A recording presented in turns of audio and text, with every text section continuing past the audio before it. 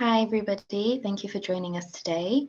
I'd like to start by introducing myself. My name is Rowena Kasai, and I will be moderating today's webinar. This webinar is organised by the Tigrayan Diaspora Council in Europe, and the panelists joining us today are comprised of Tigrayan scholars and friends of Tigray based in Europe and Canada. For those of you who were unable to join our previous webinars organised by the Tigrayan Diaspora Council in Europe, we had two webinars in the month of December tackling the rampant human rights violations, gender-based crimes, attacks on cultural and heritage sites, as well as highlighting the support of educational institutions in the war on Tigray. Today's webinar will be a bit different, and it will be kind of tackling the role of media in the Tigray genocide and the part it played in inciting genocide or genocidal rhetoric. As many of us know, the war on Tigray is frequently dubbed as the world's unseen war, or the world's deadliest war, partly because all the atrocities, the massacres, the gender-based violence have been carried out under a total information blackout by genocidal forces. And despite efforts to expose these massacres, the international media has been and continues to be criticised for its low coverage. And so we're using this space today to discuss and explore how domestic international media, as well as social media, has played a part in contributing to this war on narratives, perhaps fueling tensions, and making it so it's been very difficult to cover the reality of what's unfolding on the ground. So thank you again for joining us today. Our first panelist will be Dr. Getachew Asafa, and Dr. Getachew Asafa is the founder and CEO of UMD Media, established under Africa Peace Media Production and Broadcast. UMD Media is a multilingual media broadcasting to the Horn of Africa on satellite and online globally. In his day job, Dr. Getachew Asafa is a professor of sustainable design at the School of Architecture, Planning and Landscape at the University of Canada, and is a former Athena Chair in Life Cycle Assessment at the Faculty of Environmental Change. So I welcome Dr. Getachew Asafa to speak. Thank you for joining us today.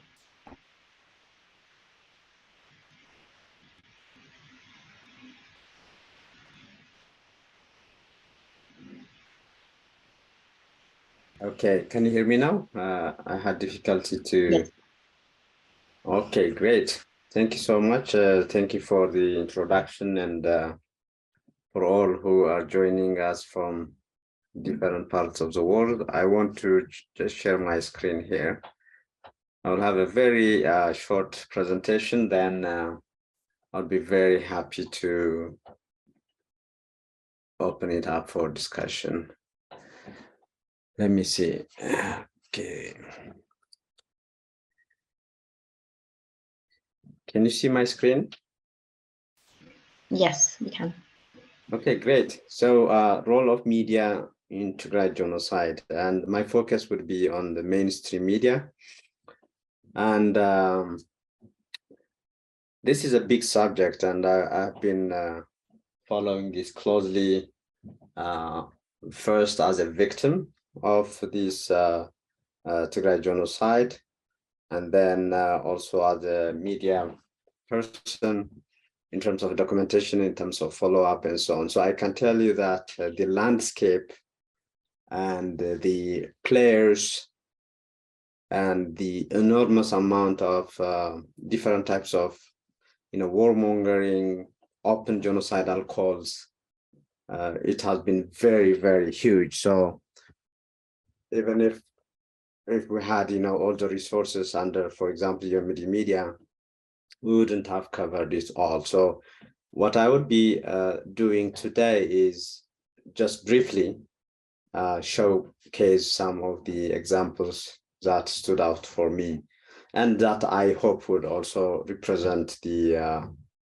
landscape, the ecosystem of media, mainstream media, without even going to social media. I think that would be handled by one of the panelists later. So if to just give you an understanding of how the ecosystem of media looks like in Ethiopia, we have the public media, we have party media, political party media, especially affiliated with the ruling party, private media, church media, faith media, if you will, and diaspora media. And I can tell you that what's unique about this genocide is none of these were, far from at least contributing in one form or another to these genocidal killings, genocidal othering, genocidal, all kinds of crimes that are committed on the people of Tigray in Tigray and outside Tigray, even including in the diaspora, I must say. So usually what happens in the past is you have the government affiliated media, including the party media. They would do what the government is doing in terms of propaganda, in terms of whatever the government is doing, whether it's war or peacetime activities.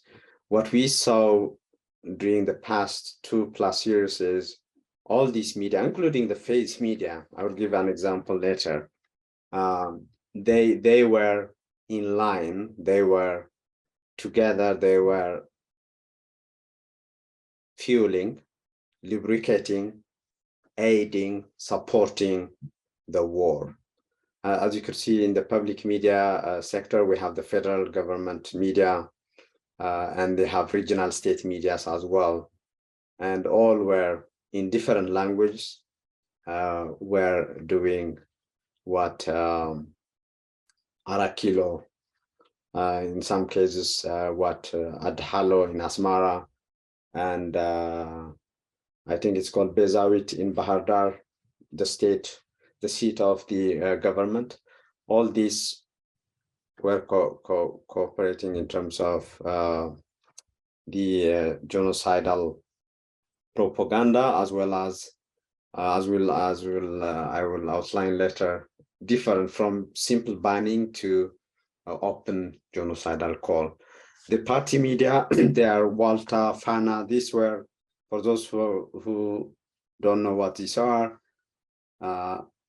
the former EPRDF party of 4, or as they call it, front of 4 TPLF, the OPDO, ANDM, NDM, and the Southern, I think it's called SPDP. They had shares in this, in Walter, in Fana. I don't know where the TPLF share is right now, but they after the prime minister came to power on April 2nd, 2018, the Walter Fana continued what the government is doing. So there were a number of documentaries and a number of othering of Tigray or Tigrayans in general that were broadcasted through Walter and Fana. Private media, even like Fana, this shouldn't be there, but Shaggar FM. This is a media known for its radio broadcast, and it has an influential, I must say, sphere in Addis Ababa and in other cities as well. And it was also part of the warmongering during the past 2 years. This is unheard of, but it was part of that as well. Church media, specifically as an Orthodox, I have been following closely what the Orthodox church media or affiliated church medias were doing during the past 2 years. This is also a very disturbing development that we saw again for the past 2 years, including actually the main church media, which is the EOTC TV, that is in Amskilo, where the patriarchate is there as well, from banning the the call and the interview made by His Holiness Patriarch Abuna Matthias to, again, doing interviews with public figures like the advisor of the Prime Minister Daniel Kibrat, as we will see later. This media played a big role. Diaspora medias, they are a combination of private, phase, party, opposition. They also played major roles in this genocide. What you see on the screen is what happened on. It started before, I think, around 2017, but it culminated into a big platform for a number of public, party, private, opposition, diaspora, phase, media platform. This is the Etiosat. Etiosat is a platform where all this media came together, and for per media, a reduced price, they shared the infrastructure, the satellite infrastructure. So those that subscribed to this, at least during the war, where those either are, in terms of the propaganda, warmongering, everything, they were part of what was happening, or they were ignoring the plight and banning, silencing the voice of these victims from Tigray. And in fact, I had a personal experience of talking to the people behind this Etiosat infrastructure, and we were asking for access, and we were told by the suppliers, an European supplier for this platform, for service provider, and we were told clearly that if the government doesn't like what we are going to say on our media, we will be taken down. So this is, you could see entertainment channels like EBS and other ESAT, the government EBC, OBN, that's as well Afan Oromo, but state media, Fana, Walta, all are on this platform. So this, for me, gave a big and kind of a large scale platform for these medias that directly or indirectly supported the genocide on the people of Tigray. And if I zoom in into some of these, for example, ISAT, this is for those who haven't heard of that before, this is known for actually way back framing the any opposition that was that had been there, before the coming of Prime Minister of Ethiopia, Abiy Ahmed, to power on in 2018. They framed what they called struggle at that time as a war between 5 million and 95 million people. So it was a clear framing, a genocidal framing of any opposition is not a simple political opposition against a political entity or a political party, a form of governance, a form of administration, but a war against 5 million people by the rest of Ethiopians, that is 95 million people. This was done 2016, at least 2 years before Abiy Ahmed took office in 2018. You see on the left, Addababa Media. This is a Texas-based media that declares itself as Orthodox Church affiliated media.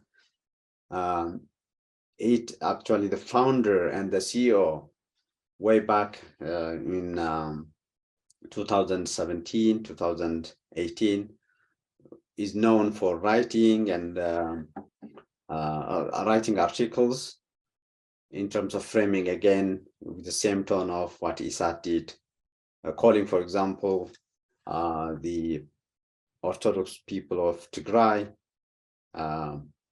to either face what would happen to them just simply because of what they said is anti-TPLF movement, or conform with what they were dictating at that time. And this media has been very, very very active during the war, during the 2 years war. In fact, any sign of negotiation, any sign of peace making, whenever that shows up, this media was very active in terms of, the war should continue, and it should continue to the extent of making Tigray line up with whatever political ideology they were pushing.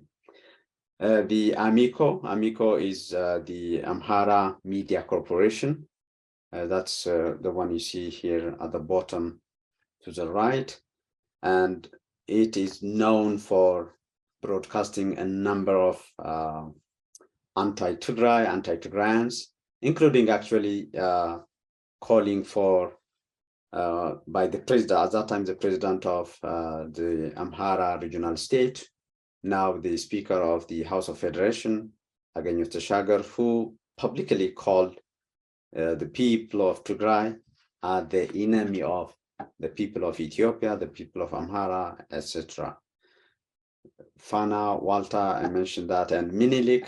This is an example of one of these private, quote-unquote, medias. And that also, we remember that broadcasting a scholar that was calling for the banning of the use of the word Tigray itself. He was giving the example of Biafra in Nigeria, what happened to them, and he was calling that the name Tigray even should be banned, not TPLF. I mean, even, as you know, genocide has different forms. There are cultural, elite genocide, political genocide, a number of genocides are there, but they were not even shying away from broadcasting, from saying the word Tigray should be banned from usage. So in terms of roles, I'm just listing this the way I saw that, from the light, banning and fake news, propaganda, warmongering, and open genocidal call. So you can see, you can map all these public, private, diaspora, phase, and party medias doing a combination of all these at different times. From inviting guests, from doing documentaries, from in the form of report from front or the war front, all that. They were doing a lot of that. So the banning, a good example is, like I mentioned, His Holiness the Patriarch at one point was trying to call for stopping the war, and even call it by its name, genocide. And there was an interview around 40 minutes long, and it was done by the church media, which I mean, in practice should be, he should be the head of the church, and he is. And but that interview was banned from being broadcasted on his own church media, official church media, by the intervention from the Prime Minister's office and from those that were working with the Prime Minister's office within the church. And we remember March 2021, he had to go on air through a personal visit he received from a visitor from the US. And it's continued until maybe recently. It seems now he has access to media because of what Arakilo has decided, and so on. So you can, we can talk a lot about examples of all these from the medias that is well documented. This is just examples of some highlights that will hopefully give you. So for example, Minilik at one point, actually in relation to air bombardment, air strike, and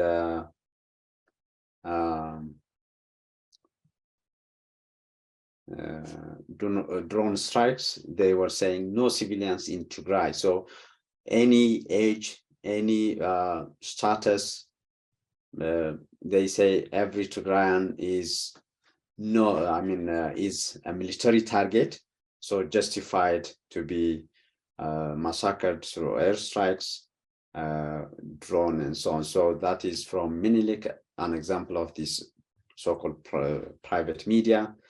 And the regional state media, this is the example I gave you, that is from the president. These people, the people of Tigray, are the enemy of the people of Ethiopia. And the ISAT example, that's from 2016.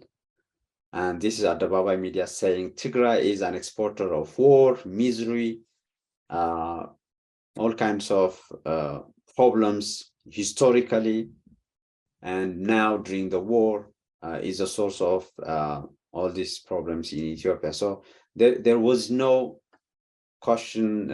All this media, what they were doing was framing it in such a way that whatever is happening, from rape, gang rape, to massacres, to starvation, siege, everything is justified because this dehumanized target, this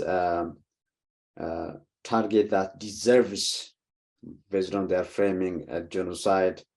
There was no question about pushing for the complete extermination and annihilation of the people of Tigray. The state media, EBC, also broadcasted this. Is actually the word from the Prime Minister. The enemy we face is the cancer of Ethiopia.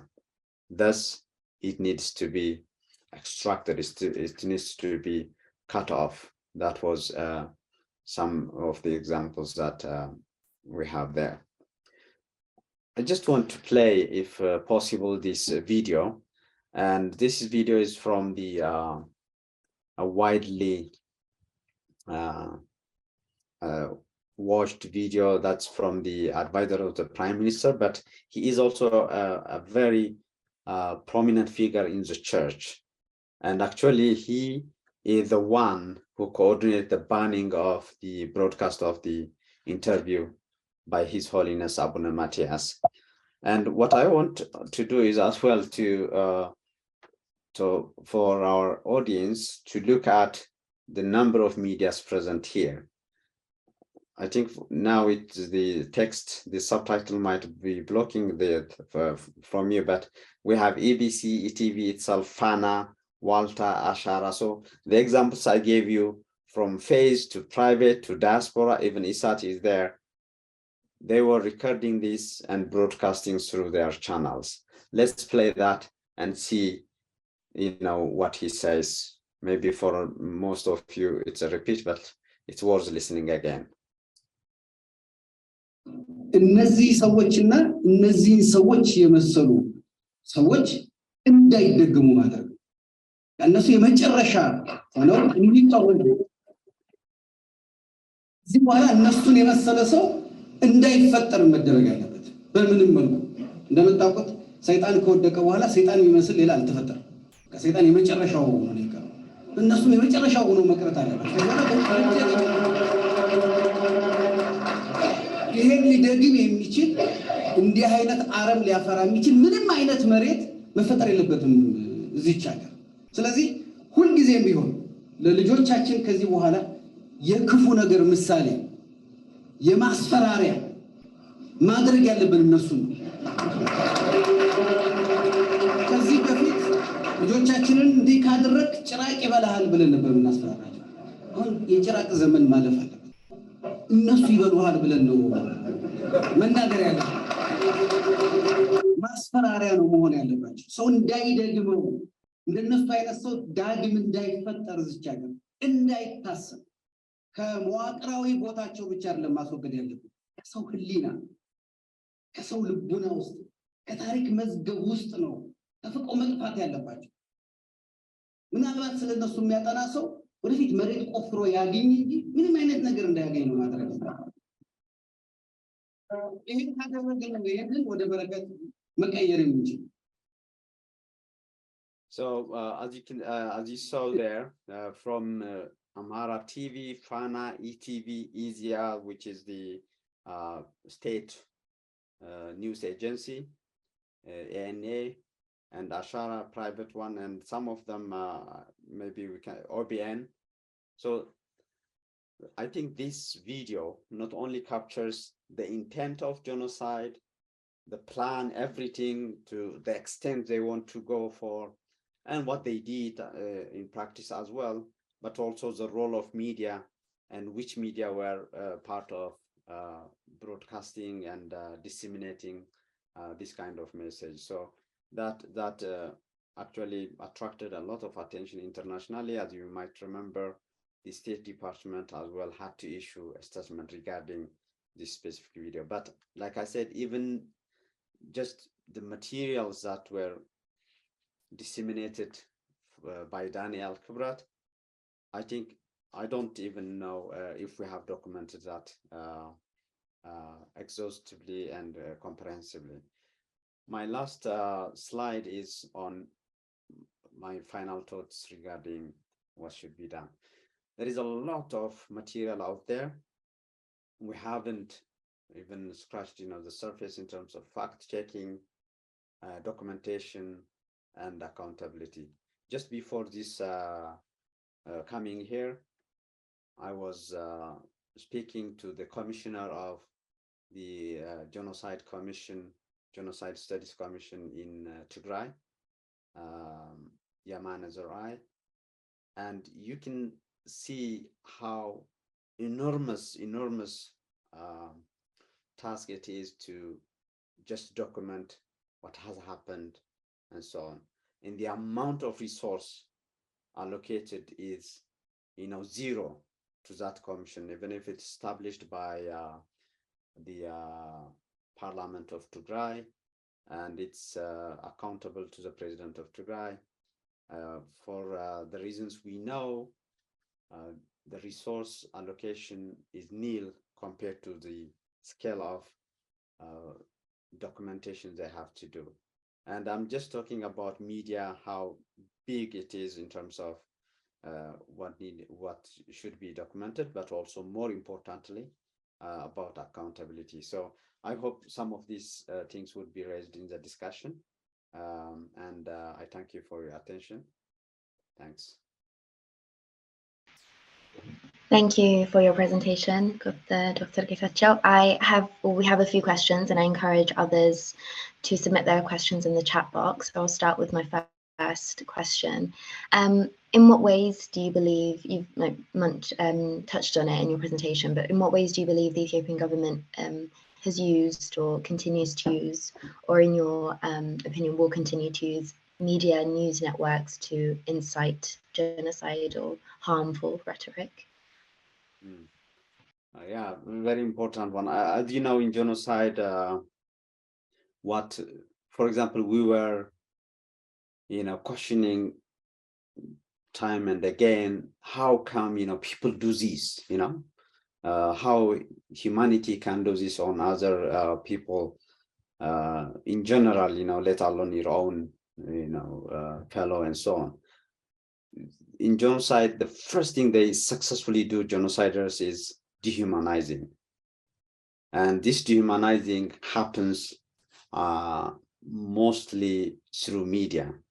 So, there is a list of vocabularies, adjectives they have been using through media from the government. I mentioned cancer, but they use a number of dehumanizing adjectives, superlatives, and so on. And every problem in Ethiopia was framed as if it was created by Tigray, in Tigray. And it also was there, as as we saw in Holocaust and other genocides that happened before.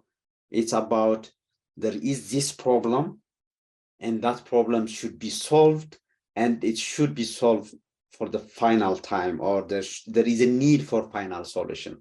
So in the media, you keep hearing, you hear it again and again, that this is a final solution.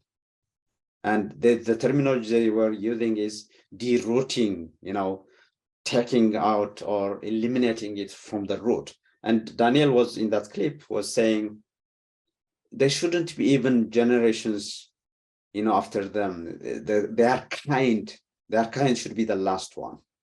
So all this, imagine, they might have had meetings after meetings in closed doors where they discussed all these plans, but it didn't remain there.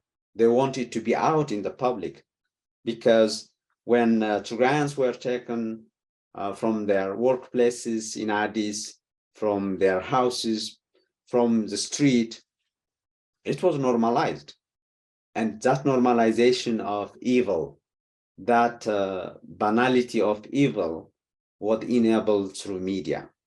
So from the top, from the prime minister all the way to the lowest administration, what they did was they successfully, unfortunately for us, they successfully used media to dehumanize, to normalize, these genocidal atrocities that happened all over the place. Thank you. My next question, so I wanted to thank you actually for playing the video of Daniel Kuret. Amongst the many things that you pointed out, we can also see that he receives a round of applause. You can hear people laughing in the background. And I think I'm comfortable enough to speak for many that it's really disorientating to see people speaking of their fellow compatriots in such a way and receiving very little, if any, condemnation. And so in your opinion, why has there been very little or no public outcry by the Ethiopian people, while government officials, businessmen, priests appear in media very openly inciting genocide or rhetoric, but also speaking in really violent, barbaric ways about what they aim to do to the Tigrayan people, and as Daniel Kuret said, what should happen in the future, that there should not be any more of the Tigrayan people in future existence. So in summation, why has there been very little condemnation while these individuals appear in media inciting very clear genocidal rhetoric? I would be dishonest if I say I know the answer, because we continue to ask the same question. The scale of atrocity, and we can't even start to understand it, right? So how come people kept quiet? Why no condemnation? Even like you mentioned, a round of applause, all that. Very hard to understand. But I can speculate a number of things. One hint we get is just forget about denouncing that. What was the price of calling for peace, back during that war? So a good example is what happened to Dishtagina. This is a famous singer. Everybody was dancing to his tunes, all that. But the moment he just said in a warmongering rally, the moment he started saying, let's stop this, let's bring our use, and let's call for peace, he was not only stopped there on the spot, but he was threatened with death, and he was called to a media on a prime time and a wall-watched media to apologize, to weep, to cry, to say he was sorry, to say, to call for a peace and so on. So I think the price tag was high for some, but also, a number of historical and all that. By the way, one thing that we make a mistake when we discuss Tigray genocide is we think it started on November 4 or 3rd, 2018, 2020. That's not the case. I was just reading the other day a book by the late Professor Masfin Waldemariam. In that book, what was given in the form of, what the people of Tigray should do is either, fight and push out TPLF, or they were saying, surrounded by enemies. They specifically mentioned, Eritrea, Gondar, Wollo, and Afar, and, die encircled. And he mentions specifically as well that then Ethiopia and Eritrea would jointly progress, and Tigray would be deprived from that, the fruits of progress or development and so on. He wrote it 9 years ago. So every sign, every, paving the way, paving the platform was there, for decades. So, and these people, and we are talking about the elite, right? I usually I'm very careful in terms of not saying the people of Ethiopia, this or that, because we know 80% or more than that are, in the rural areas. They have no capacity, even if they want to do something. But talking about the elite, they have been reading, writing, listening, doing this media, even when TPLF or EPRDF was in power, when they were in power. So there was a number of things that led into this. But again, I must end this with saying, even if all this doesn't explain it, why people were not only kept quiet, but supported with their resources, with, even with their lives, to commit the genocide. So this is a question that we will continue to ask, I think, for generations to come. And I don't even know if we will get, the right answer. Thank you. I appreciate it was a very loaded question. We have some questions appearing in the chat box, and I have one last question to ask for myself. What do you imagine the role of media to be in rebuilding, mobilizing, and creating structures to rehabilitate Tigray in the future? Great question. Yes. So as media, I argue that media has enabled, created the platform for this genocide, and media has also the capacity to do three things. One, to bring the genociders, anyone that took part in terms of by commission and omission, to justice, so to court. That there is a significant role media can play. And then because of this genocide still continuing, I must say, there is a need to document, to, for the sake of teaching generations to come. Also, more importantly, to avoid the another round of genocide. I'm not going to say the second genocide, because according to Helen Fain, who is a known pioneer of genocidal studies, the 1984-85 drought, famine in Tigray and Eritrea was a genocide by itself. So we are witnessing, or we are going through a second genocide now. So to avoid future genocide, we have to document every single victim. Like I said, from the hundreds of thousands of women, girls that were exposed, that were at the receiving end of gang rape, and so on, to the farmers that lost their lives, their livelihoods, and every crime that was committed. So we have to document that. And the third one is, like you said, on the rehabilitation, in terms of the trauma, in terms of the healing, all that. There is a big role for media. And we cannot and we shouldn't forget as well the children that were out of school, continues to be out of school to this day. We have to also find a way of using media platforms to make up for the years lost, for the educational opportunities lost, and so on. So there is a lot of role that media can play. But again, that is a big responsibility.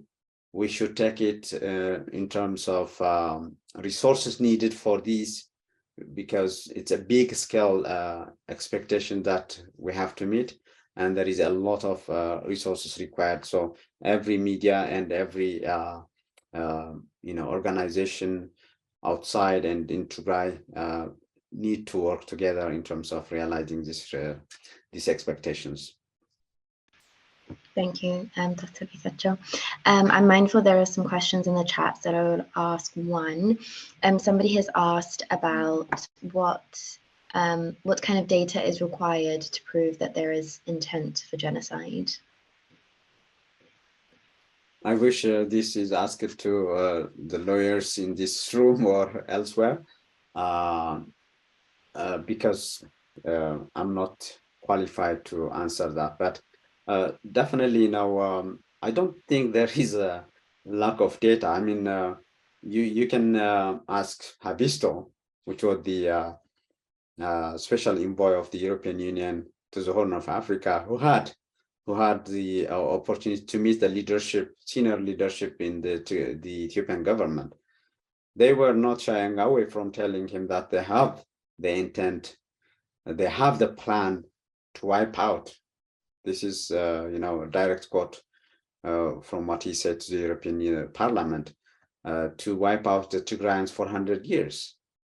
I don't know if this is not a clear intent from the leadership, but also, whatever we were mentioning, the advisor of the Prime Minister talking about that, I mean, that's as clear as it can get. But like I said, there are legal definitions, legal thresholds for all this. So I think it's better addressed by lawyers. Very much for joining us today. For those who are just joining the discussion, just as a reminder, panels organized by the Tigrayan Diaspora Council in Europe. And this panel will be tackling the role of media in the ongoing Tigray genocide. So I would like to introduce our second panelist for this evening. His name is Gebrekristos Gebremeskel, and he's the founder and chief editor of Tikat. He's a researcher based in the Netherlands, and his research focuses on the intersection of information retrieval, recommender systems, and society. And some of his academic publications can be found in Google Scholar. Gebrekristos also manages Mermuru, which is a website dedicated to collecting and developing natural language processing tools and resources for learning processing of Ge'ez-based languages such as Tigrinya, Ge'ez, and Amharic. So I'd like to hand over to Gebrekristos. I saw him just briefly.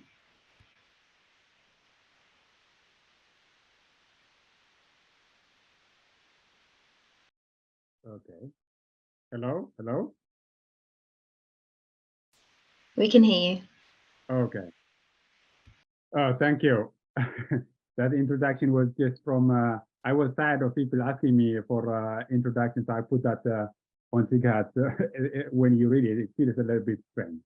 But thank you so much. I was just trying to see the audience. I thought like almost everyone is Tigrayan, or am I making a mistake here? Is there anyone who doesn't hear Tigrinya? Can you raise your hand? I don't know if they have access to raise their hands. Are you planning on delivering your presentation in Tigrinya? I thought like maybe partly, but okay, I'll keep it in English, no problem. I think it's best. Thank you. Okay. So let me also share a screen to just help me a little bit. As I would say, I was, how do you share here?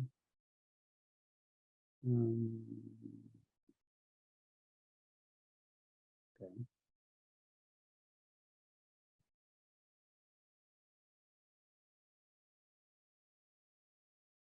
Okay.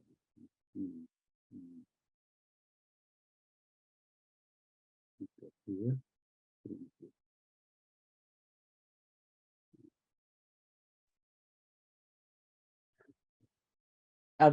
Okay, good. Is it, do you see it? Yes, we can see it now, Gary. Thank you. All right.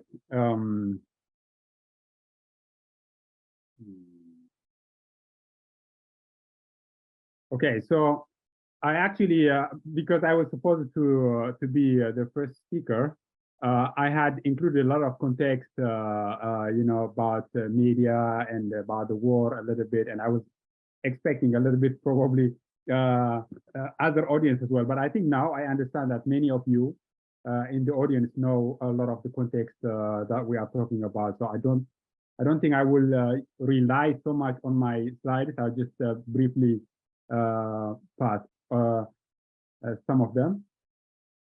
And I also have understood that Getachew has covered a lot of the things, so providing a lot of context. So in some sense, it is easier, but it also breaks my slides a little bit. So I just want to say that. With that, I just want to say this presentation, I have also given it part of it, extended one for other audience. You can find it on the related content on Tighat channel. So with that, let me just say social media in the Tigray war is my title. I want to say that I think the distinction between social media and mainstream media is a little bit difficult these days, because social media is, yes, it's for everyone, but we also know that every media is on social media. So actually, really, the social media is also the platform for media. So in that sense, whatever we hear on the mainstream media also comes to social media, or that is where we hear it for the first time. So there's really an interconnection here. And I will also in my presentation kind of intermix them. Gary, can you put your slides in slideshow, full screen? If you can. Sure. Let me see. On the right side of your cursor. Yes. Yeah, thank you. Okay. Good. So, you know, the context is kind of like almost covered. So let's just pass it. I just want to say this is happening, or at least for the major part, it was happening when Tigray was in total communications blackout, which means that there was a limited effort or response from Tigray. So it's just mostly one-sided. If there was anything, it was just from the small diaspora Tigrayan community. Small, I say small, because compared to the rest of the diaspora community, we were overwhelmed. We were dominated. So that is, I think, the main context I want to say here. And this is like a war that has been accompanied by unimaginable war crimes, brutality, calls. Even the international media have gotten in a sense of the intent and the brutality in the guide. These are only just titles from headlines from international media outlets, and you can see like they show kind of the intent. So choose I kill you or I rape you, this type of thing. So just only looking at the title shows something about this war. And these are just like some examples. But with that context, let's just talk a little bit about social media and the Ethiopian diaspora, because the Ethiopian diaspora is a very important player in the social media landscape of Ethiopia. I heard the title also mentioning this, but this was a very important point. This was 2016, when really what was just unthinkable started to be normal. That is when the Ethiopian satellite television, this guy is called Masai Mokonnen, he read out a message that they said was sent from Gondar, and it really was a very, very, very dangerous message. It was something, you know, that has never been said before on this scale in social media, like when I say social media, also I mean YouTube. And it was just read as just a normal thing. And after that, I have been watching social media, and slowly everything was just becoming normal. If people were just accepting, you know, calls like this became increasingly normal from day to day. But this moment was the 2016 ISAT call for the 95% of Ethiopians to exterminate the 5% of Tigrayans. That's their number. Whether Tigrayans are 5% or not is something else, but they just use this phrasing to call Ethiopians to raise against Tigrayans, the entire Tigrayan ethnicity. It wasn't a political party or anything. This has the impact of like making everything that could be said against Tigrayans normal on social media at least. So we saw immediately after that, for example, this video. This is a video by Amhara militia. Just after that video, they were talking about killing Tigrayans and that what type of meaning it has. This was on YouTube for Amhara to kill Tigrayans. So he says, killing a Tigrayan has a meaning. Amharas are 30 million, Tigrayans 6 million. If we lose 6 million Amharas while wiping out Tigrayans, then the rest of Amharas can live freely. This was following that video. So you can simply see the impact of the diaspora on Tigrayans. Whatever the diaspora were broadcasting on YouTube, on social media, you see it being accepted and being normalized, being repeated on the ground in Ethiopia.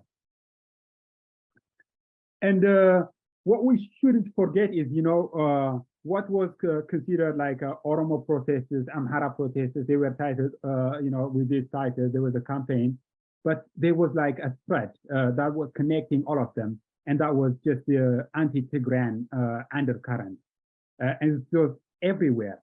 Even the Oromo protesters that are considered a little bit, you know, not that extreme against Tigrayans, were really like this, you know, like this is Jawar Mohammed, for example, you know, comparing Hagot, which is like a typical Tigrayan name. He calls anything to Tigrayans. He refers Tigrayans with Hagot or Hagot land, or, you know, how Hagot is grabbing wells, all these types of things, where the undercurrent of these types of protests. And this was broadcast on all social media, on Facebook, on Twitter. So portraying Tigrayans as killers, looters, corrupt was really a threat that has been running. But I should say, actually, these ideas are not new. It's just that social media took them to another level. Otherwise, we know such types of texts existed in Ethiopia long before social media came into the scene. And so, you know, with this current, Abiy Ahmed came to power, and one thing that's so different about Abiy Ahmed is, or his government, is the use of social media. They continue to use social media, encourage social media, depended on social media, and they continue to frame the struggle, you know, conveniently sometimes against the PLF, but most of the time against the grants in many ways. We remember, for example, the different, code words that Abiy Ahmed used, whenever any crime happens in Ethiopia, and these were repeated on social media, it became just the safest for the social media community. So, for example, this one, the documentary, Agura the Wood, Yek and Jib, Jiboch,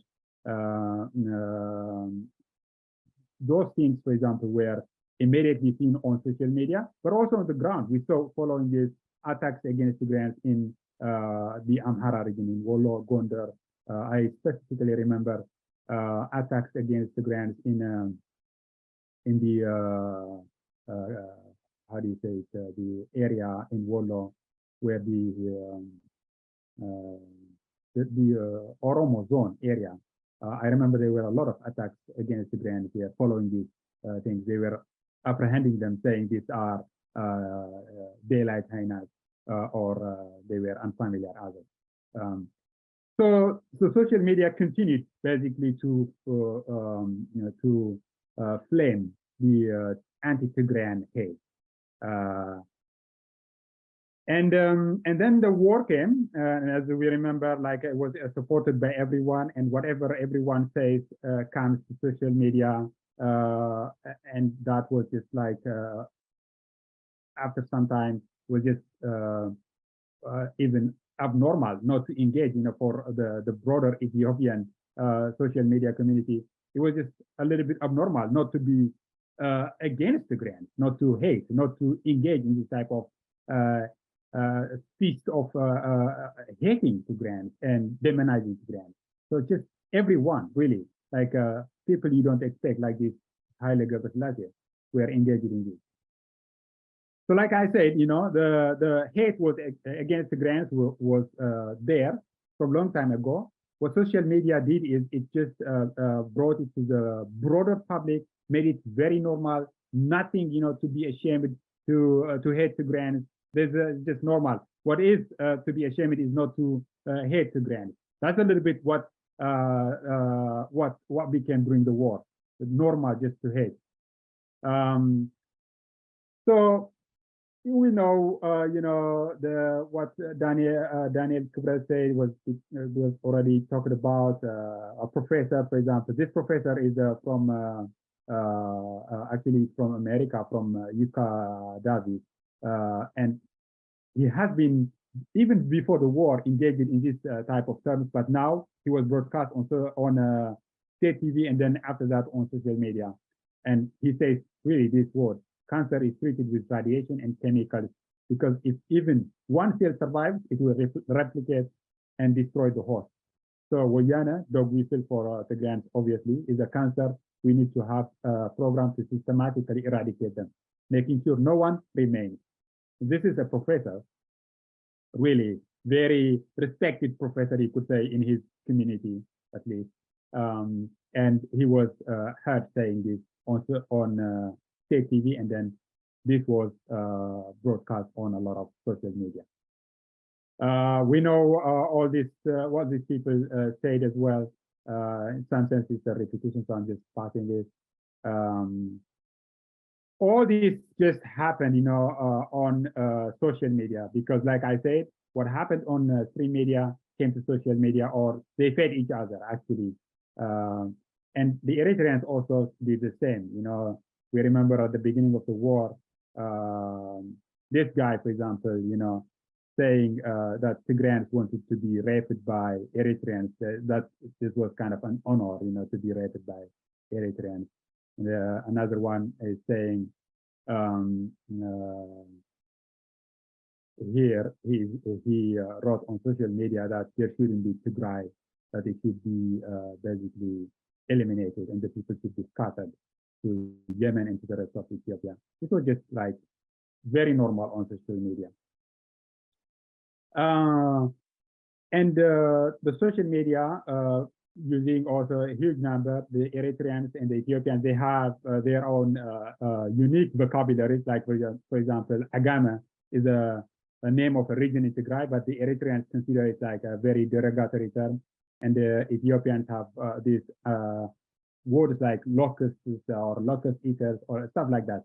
And during the war, we saw that these two groups sharing this vocabulary, some vocabulary really coming to Ethiopia from Eritrea, and also vice versa. So there was really a coordinated campaign here. And some of the words are actually really very sacrosanct words, very, they are words of pride and honor, like Wiyana for Tigrayans, but they turn them into derogatory terms through reputation, through association with crimes and other types of derogatory words. So just, you know, I want to say the scale of, you know, what they have done.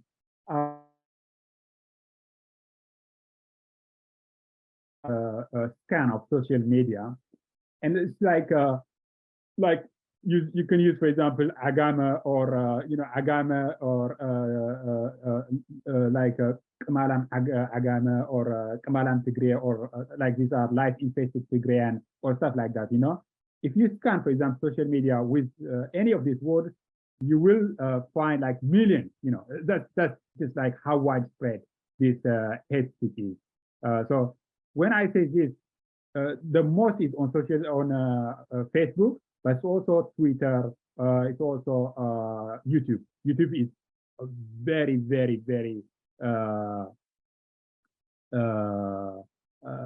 mean, it's a place where there is a lot of anti-Tigrayan things in the form of video.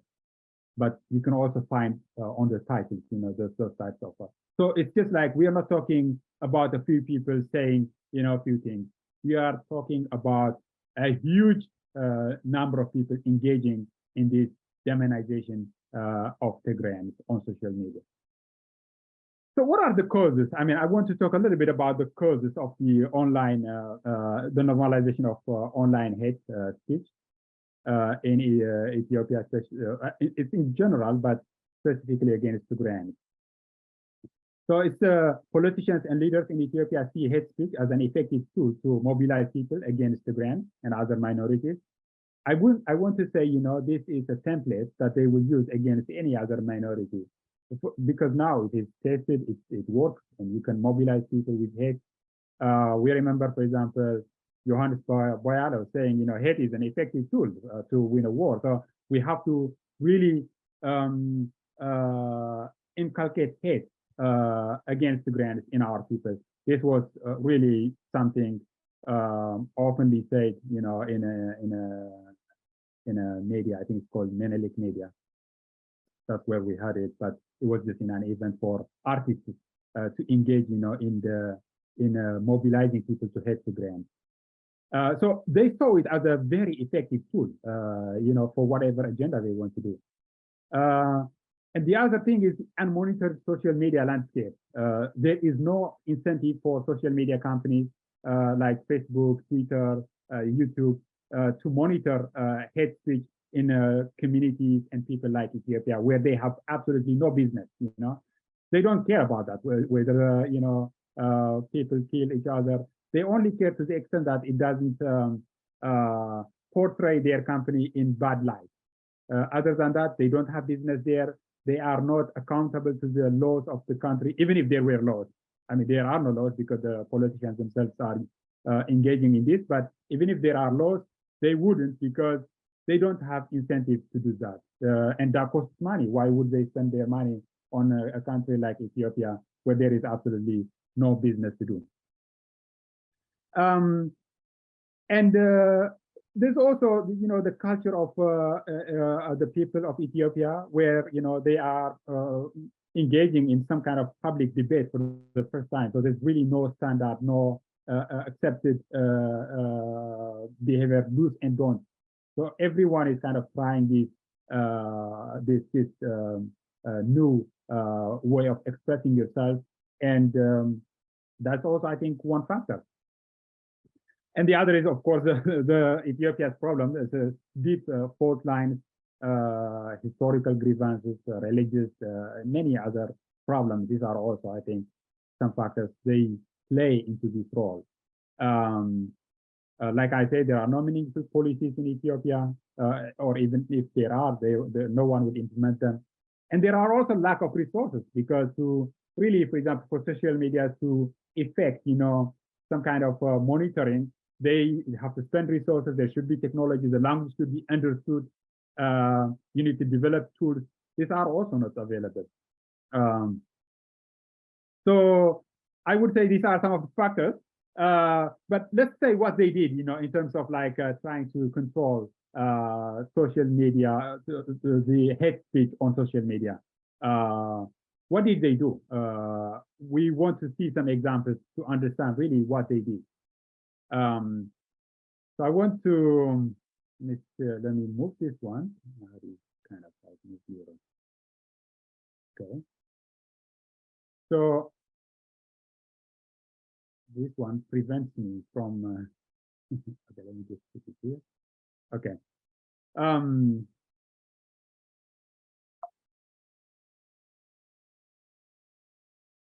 Okay. So let's say what we did, at some point, actually many Tigrayans were calling for Tigrayans to use the social media reporting tools, to counter the hate speech that was just so rampant, on social media. And so many people, including myself, we engaged in reporting what we thought were really dangerous calls against Tigrayans. But the standard answer was either silence or the automated reply that says, we found, your the message not violating our community standards, but you can, remove or block the person, or that type of standard response was what we all encountered. And so the videos and the posts continue to be there. And sometimes when they delete, it's too late, that the task has been done. Now, actually, many of them, Facebook is removing a lot of posts now after the fact.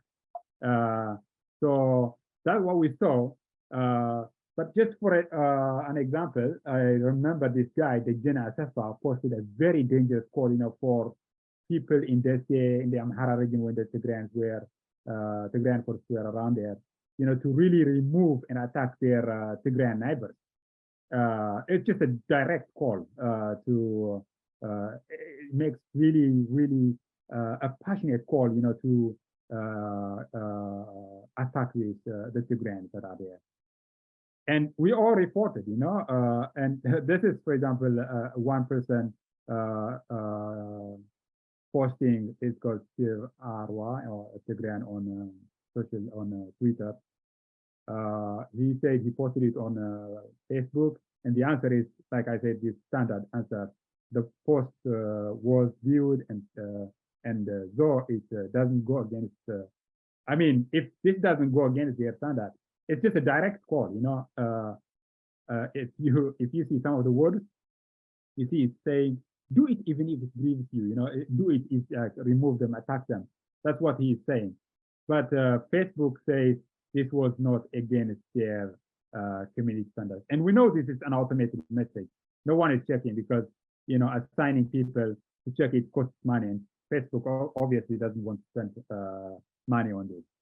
But there is also another thing. Even if they want to spend money, many of the people that are working at Facebook are not impartial. They're usually Amharic speakers, and they also subscribe to the ideology that sees Tigrayans as the problem for anything in Ethiopia. So they also just I also have doubts on that. Let's say. This is also similar, for example, Simit Jogru speaking about that, and social media is not doing anything. So reporting on Facebook was just, it earns you the standard automated answer. YouTube doesn't even reply to you. It just, there's nothing. I don't even, Twitter is, I would say Twitter is better in many ways. But still, Twitter was also used. There are also other like TikTok, the Telegram, those are completely. I don't think those are they have even any mechanism to monitor and remove hate speech there. So these were just, free for people to say and report whatever they want. What social media did, especially Facebook, is that when there is a media criticism, like, for example, the Prime Minister posted some dangerous post, and then there was a media coverage, and Facebook did something. They removed and they kind of like reset the narrative of, well, they are doing something. They are actually monitoring. But then after that, after the media stopped, paying attention to them, they default again to their usual normal operation where they do nothing. So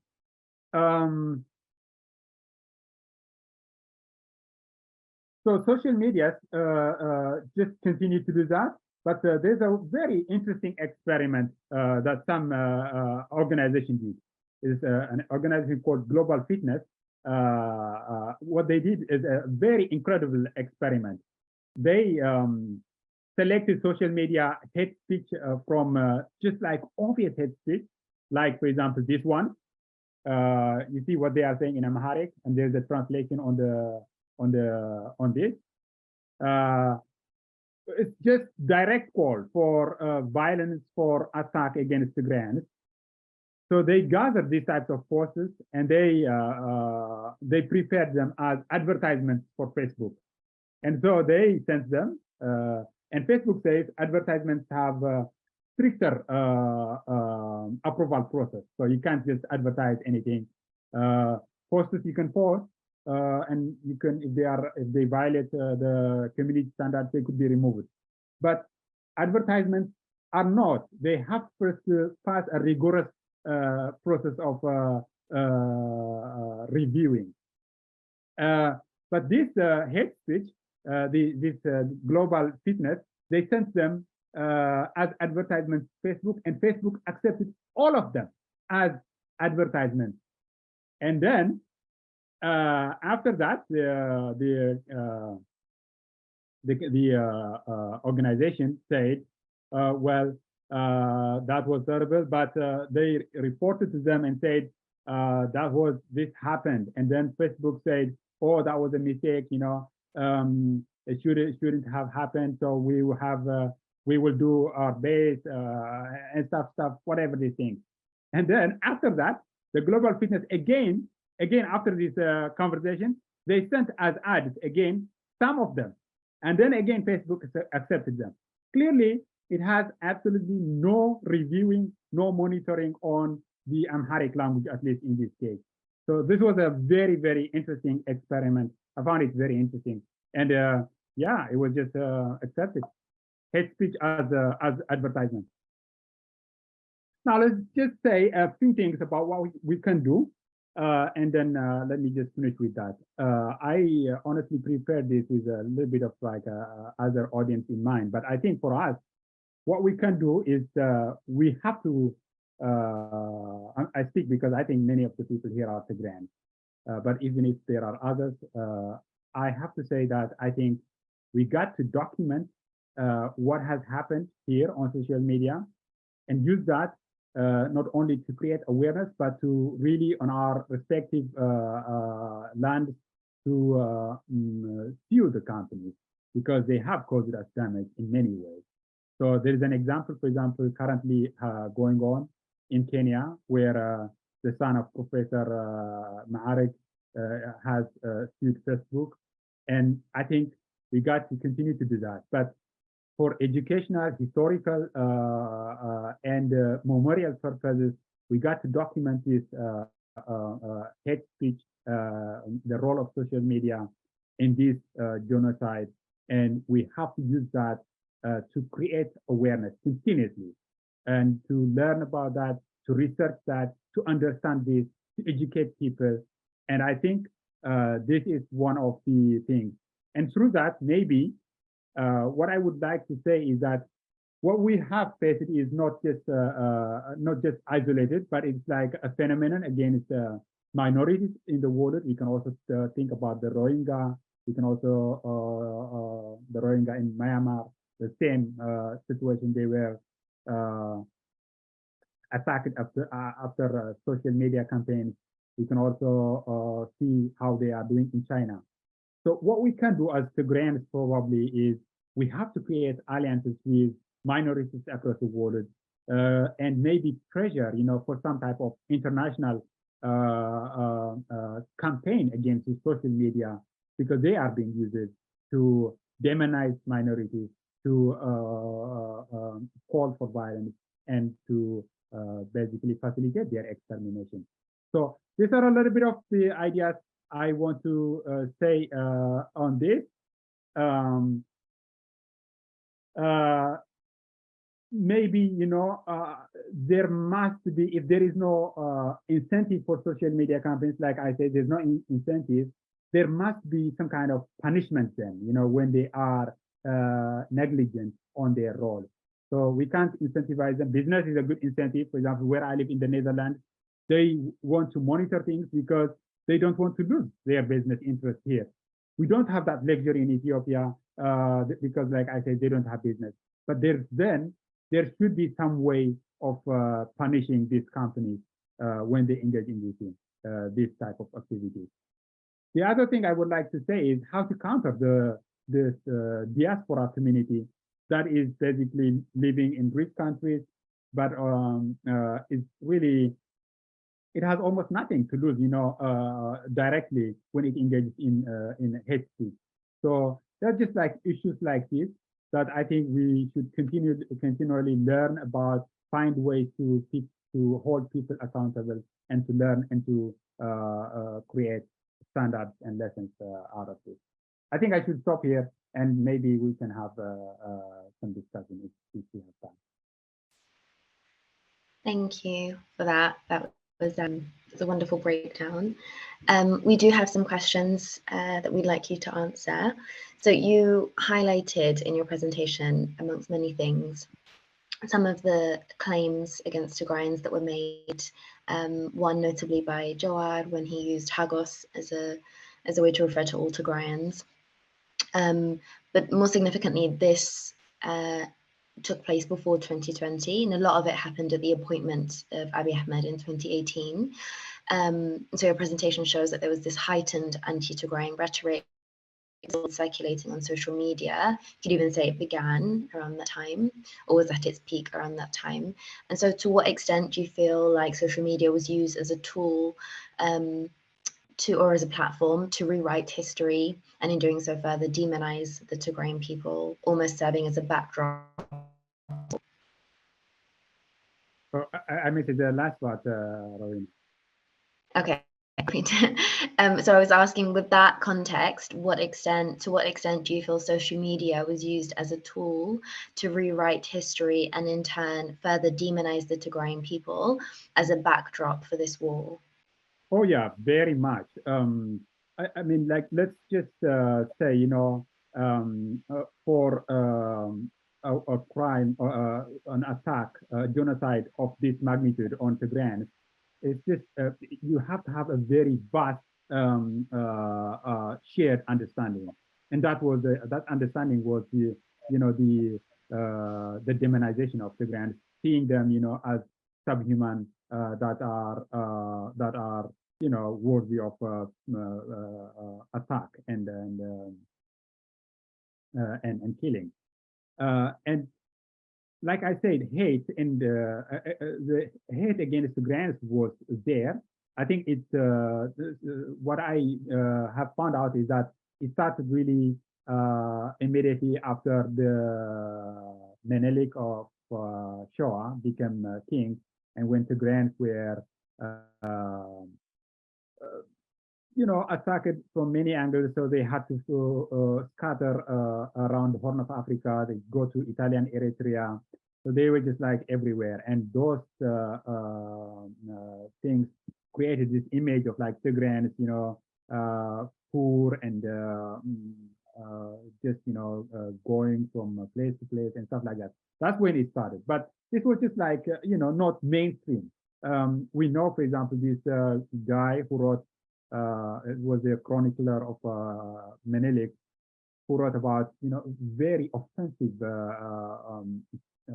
book where he really portrayed Tigrayans in a very, very bad light.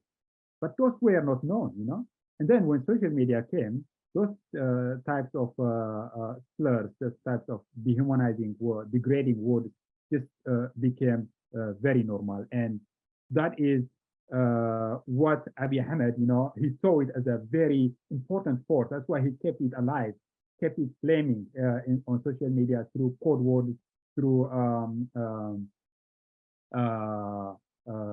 coining new phrases like Agra Lewis or the Kanjib or the daylight China. So he saw it as a force, to unify.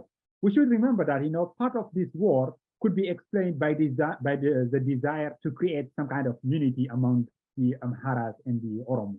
And so it was used, this hate was really used for a political purpose. So to do all this, social media was the tool, that was just what made it very normal. What created really the conducive environment for this war. I don't think it would have been possible to mobilize this type of hate, this type of people without social media. So it's just like the role of social media, like I said before, they are also the platform for the media in Ethiopia.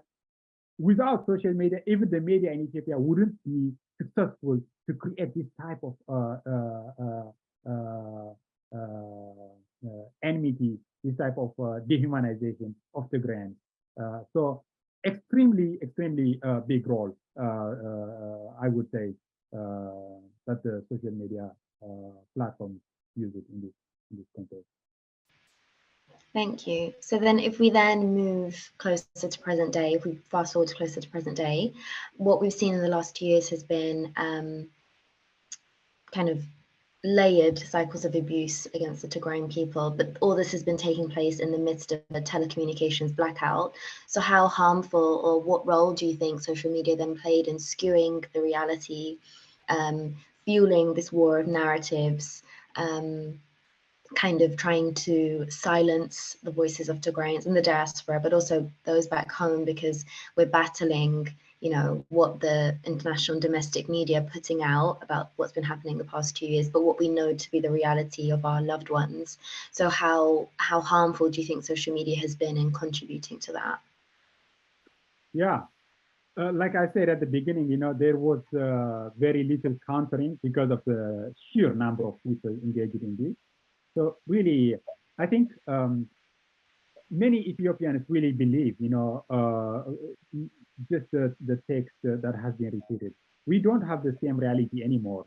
At least the social reality we live in is very different. For us, what we see, an obvious genocidal call and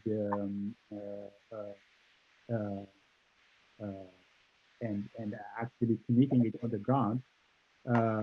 For Ethiopians, they really believed, what they have been told on the media. So really, I mean, the reality is completely skewed now, and I don't know how this can ever be corrected, to be honest. But we live in a very, I think I would say, we are as far apart as it could be, the way I see it. For us, what has happened is an injustice of really a greater magnitude, and for them, at best, we just have the Tigrayans have brought this upon themselves, or we are criminals, that have attacked the Ethiopian armed forces, or that have divided Ethiopia. So really, I mean, I can ask anyone here. I would like to ask anyone here: can you communicate with Ethiopians? Can you really just even have a conversation? because our reality now is extremely different. So that's how skewed it is. And this is created through social media, through repeating, a certain narrative. So very much, the history of Ethiopia, Ethiopians outside Tigray is written in a different way now, and the history of Tigrayans is written in a different way now. And really bringing these two any closer will be, as far as I see it, a daunting task. But one way we can avoid that is through meticulous documentation in such a way that it is not tampered, it's not changed. And I think eventually data will speak for itself and it will win. But I am afraid that Tigrayans are also not doing much on this front, on media, on documentation. There's absolutely almost no effort, or there is no support, I would say. So I think that's where we should work on. The other thing is, the languages, like I said, need to be studied. They need to be understood. Say, we have to raise a little bit, our activism more like into writing in influential platforms, in gathering data, and doing research, because that's the area where you can do more with little effort, or with more effort, but with a lot of influence. So that's the thing we are a little bit lacking. And the other thing is really media, in general, like in media, creating influential media where people can really learn.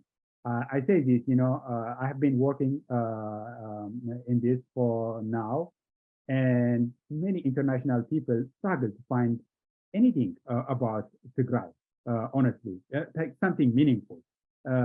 Just, social media is temporary. It's what we did in the past 2 years. If it has any impact, it's just what has the impressions or anything it created along the way at that time. But going forward, no one is going to look back into this. But if we publish, in other platforms like articles, books and stuff, those have a longer life, a longer influence.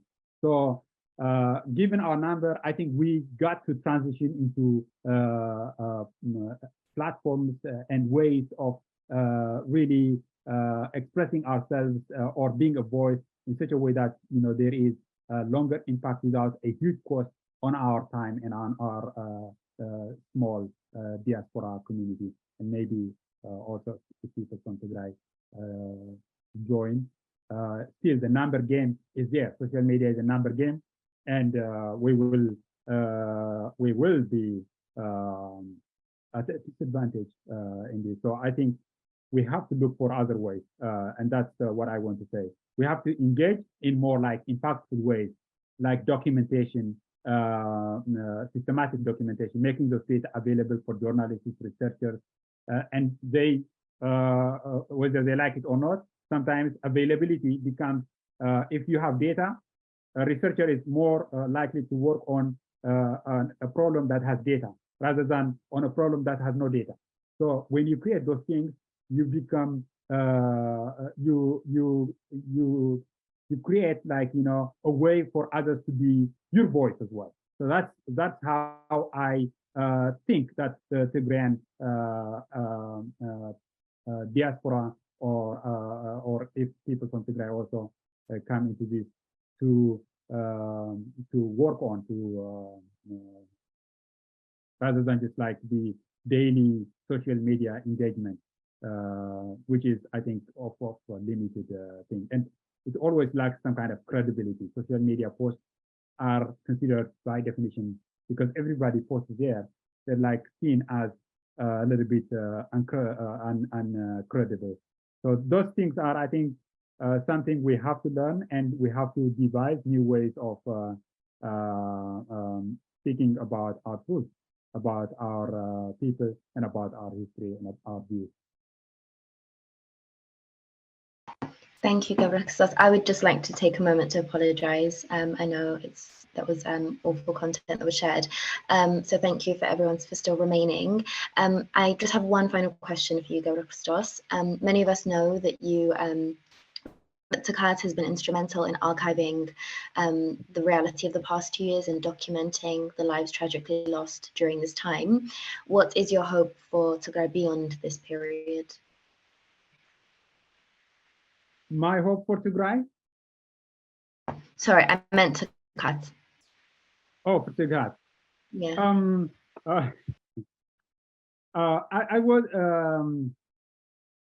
oh, this is something, Rowena, this is a big topic. And for me, I want to say, you know, Tigray was born as a response to to what we saw was really an attempt to commit genocide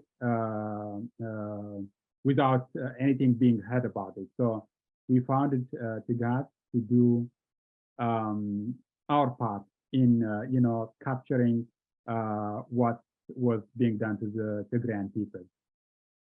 And I'm extremely proud of what we did, you know, with very, very limited resources and mainly volunteers, you know. And we have sacrificed a lot of our personal lives, our career to do this for 2 years. And I think we are happy that we did this. I think the work will speak for itself. What people don't see probably, and what Tigray does is that, you know, we are a kind of a center, a contact for any journalist, for any researcher. You know, I would just be like almost any media outlet that has published something has you know, asked us either for contact or for story, for video, or for context. And so we have been doing this work, and there's a lot of work that people don't see, you know, research with organizations that actually just have a lot of impact. We do those things as well.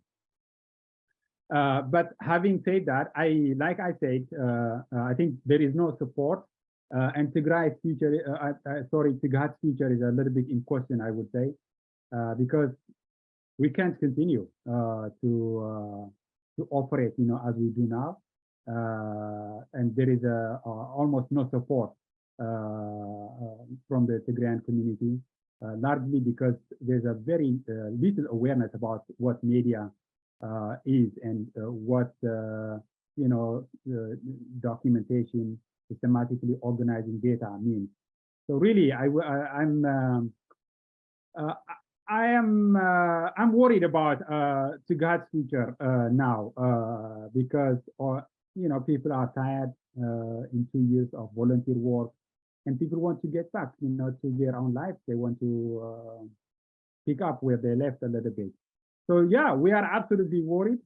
We are still working. We're doing a lot of important work that I don't want to mention here, but hopefully in the future we will be able to speak about some of the work that we do. But our future is in question, I would say. We are in a position where we can't continue as we do now. That's, I think, what I will, without going so much into the details, that's what I want to say. Okay, thank you. I think we all understand that position, how tiresome and exhaustive it must be for you all. But you've all done amazing work.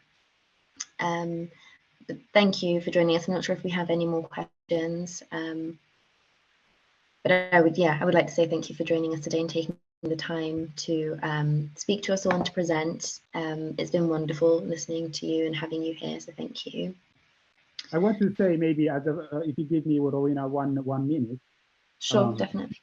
I want to say now, we have, for example, a project on hate speech, you know, really organize what I was talking about, the hate speech calls and everything, you know, organizing that data in a systematic way, in a way that shows, you know, there was a genocide, there was an intent, and there was an actual genocide on the ground as well, and that we want the relationship between these things. So we are working on this. A lot of people are helping us on this. But I just want to say here also, take the opportunity and say, if people want to help us, we would be very happy. We will bring them on board, but the task is really collecting data, original sources, systematizing them, like annotating them.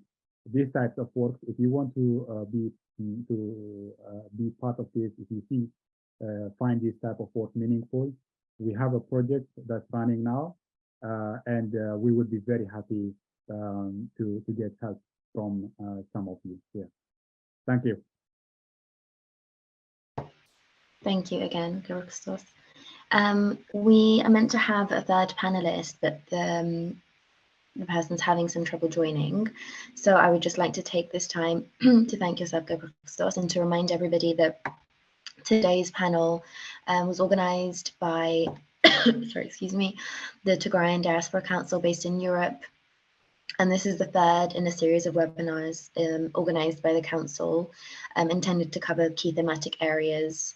So the previous two were about kind of the rampant sexual violence, the support from educational institutions on the war on Tigray, the attacks on cultural and heritage sites, and the gender-based crimes as well, the conflict-related sexual violence. Today, as many of you are aware, it's about the role of media in the Tigray genocide, as Gabriel Christos covered, social media, and as Dr. Getachew Asefa covered, domestic media. But I would like to take this time to also speak about just the national media outlets in Ethiopia and the kind of destructive role that they've played during this time and deliberately distorting the lens of the international community and their understanding of the nature of the war on Tigray. Locally, they've also played a significant role in fueling, like aiding and abetting the genocidal war in Tigray and disseminating hate speech, which we saw from Daniel Kibret, and there are other kind of government official, businessmen, musicians, artists who have done the same thing. About this hidden war and this dissemination of hate speeches, fake news, and disinformation, both on social media, like Christos covered, and in mainstream media, have been used to incite direct violence and cause to harm Tigrayan people. Facebook has also been used as a tool to navigate this, to perpetuate this agenda. It's been accused of letting supporters of the Ethiopian government spread hate speech against Tigrayans. So I would just like to touch on that. If you just bear with us for a couple of minutes while we try to get the third panelist to join. Just apologies for any inconvenience.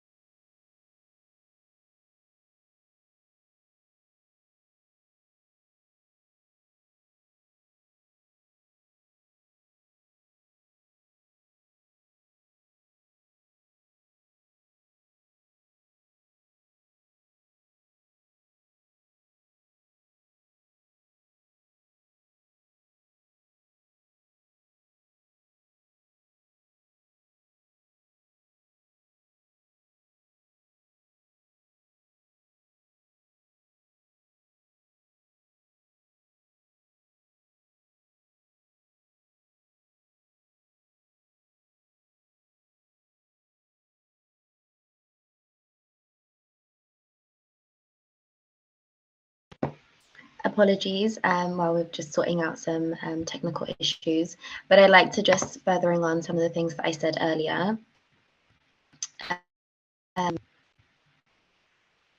So as I said, that this war has been categorized as this hidden war, primarily because it's taken place under this telecommunications blackout, intentionally done so that we're not able to verify the reality on the ground. But the war has, nonetheless, it's taken many lives, it's displaced and killed many people. More than that has taken place in Ukraine, but we see mainstream media really focusing and honing on what's happening in Ukraine, which is equally as distressing, but not demonstrative of what's happening in Tigray and how bad it is in Tigray. So in the spirit of that, we decided to that this webinar will discuss the role of international media in the war and also reflect on possible opportunities and challenges in using international media as a major tool for ensuring accountability and sustainable long-term peace in Tigray. So the main objectives of this webinar and this series of webinars in general have been to offer an in-depth discussion on the roles of national and international media narratives, in addition to addressing the role of social media platforms in the war in Tigray, including how platforms like Facebook have been used to disseminate propaganda and hate speech, and that have led to very real tragic deaths, both against Tigrayans in Tigray and outside of the region.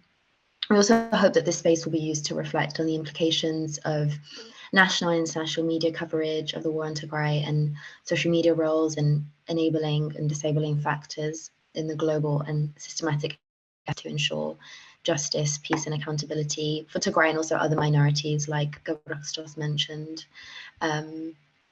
So I would also encourage people to jot down some questions, any thoughts that they may have in the chat box.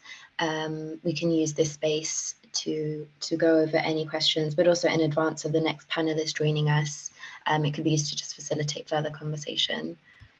So I also encourage you to do that.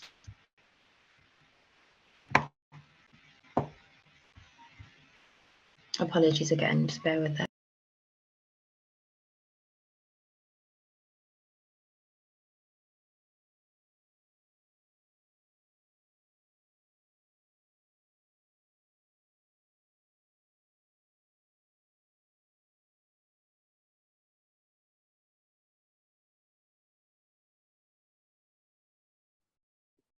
Roy, could you hear me? Yes, I can display. I share a new Zoom link. So could you ask everybody to join that Zoom link, and then we'll send this to Martin again. Okay. Yeah. So I'm not sure how many of you heard Dusta. Dusta has kindly sent a Zoom link into the chat box. The panelist that's meant to join now is having trouble joining us. So I'd like to invite you all to use this Zoom link to head into a new meeting, and we can hear from our final panelist for the evening. So again, there's a Zoom link in the chat box. Please click on it and it will send you to another meeting. We will be leaving this so that the third panelist can join us. So I should be seeing you all there. Thank you.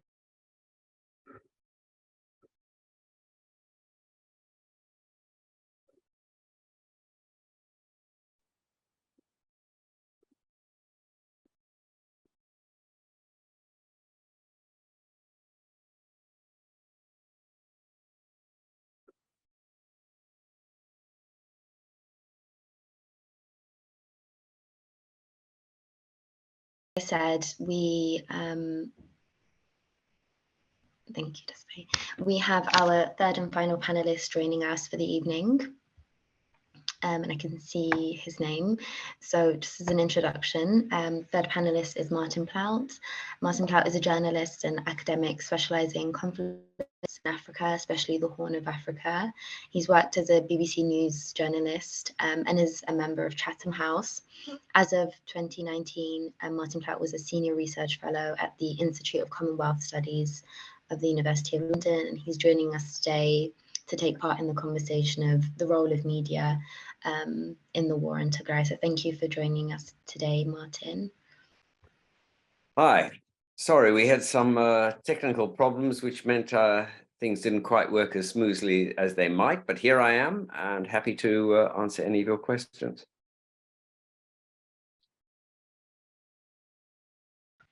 Thank you for joining us.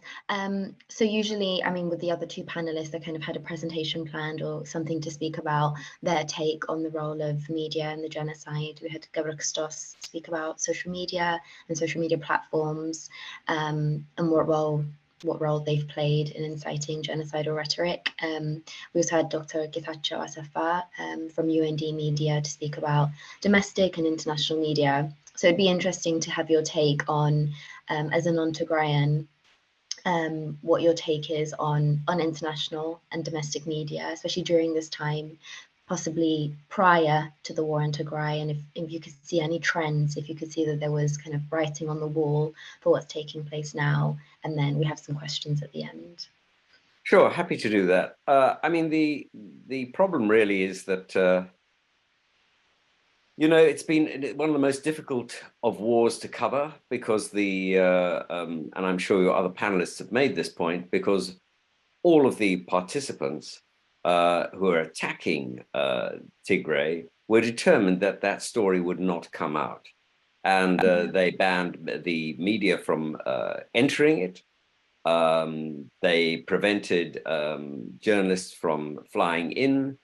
I mean, it's no surprise that the Eritreans were not keen to have anybody there, but, you know, frankly, you know, they've never allowed people in unless under extremely strict conditions, and control their own media extremely tightly.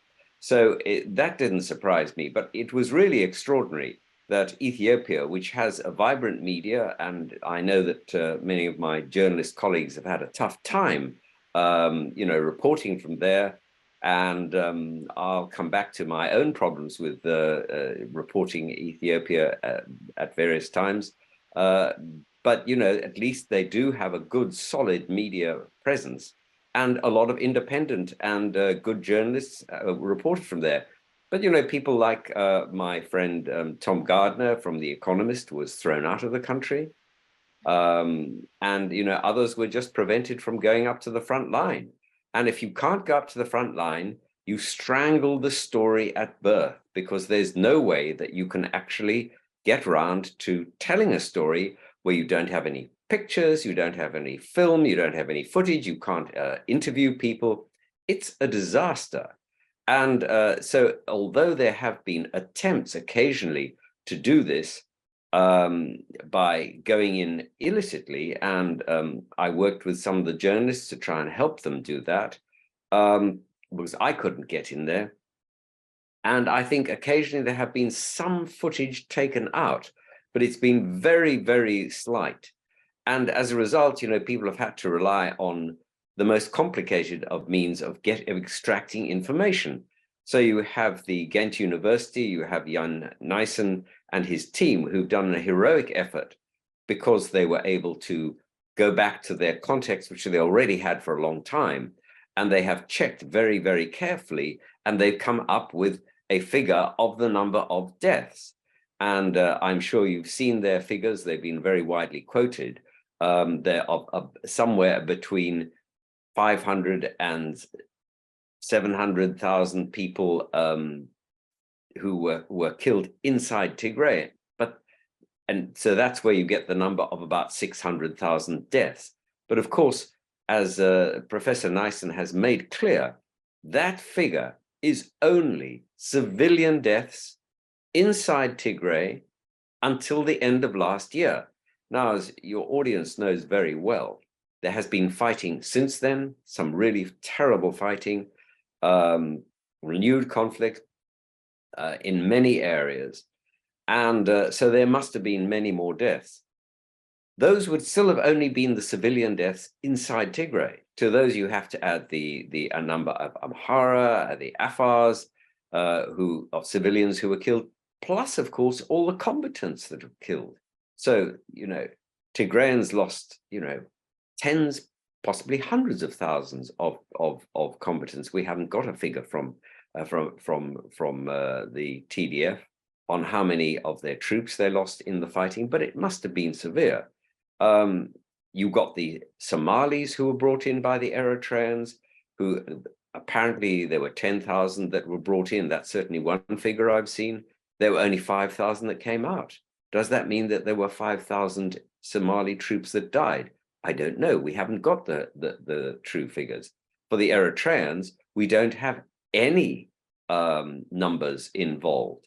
We don't know how many were conscripted, but I know for a fact that there were men as old as 70 who were sent to the front line. And I am told that there are hospitals full of wounded in northern Eritrea, and that they are forbidden from speaking to their families or anybody else on their phones or on social media, because of course President Isaias doesn't want the story to come out. And that's before you go into the number of Ethiopian troops who were killed. It's been a slaughterhouse. I mean, a better figure is about 800,000 people, but it may be even higher than that. I'm not going to speculate on the numbers. Professor Nyssen comes out with a figure of about 800,000.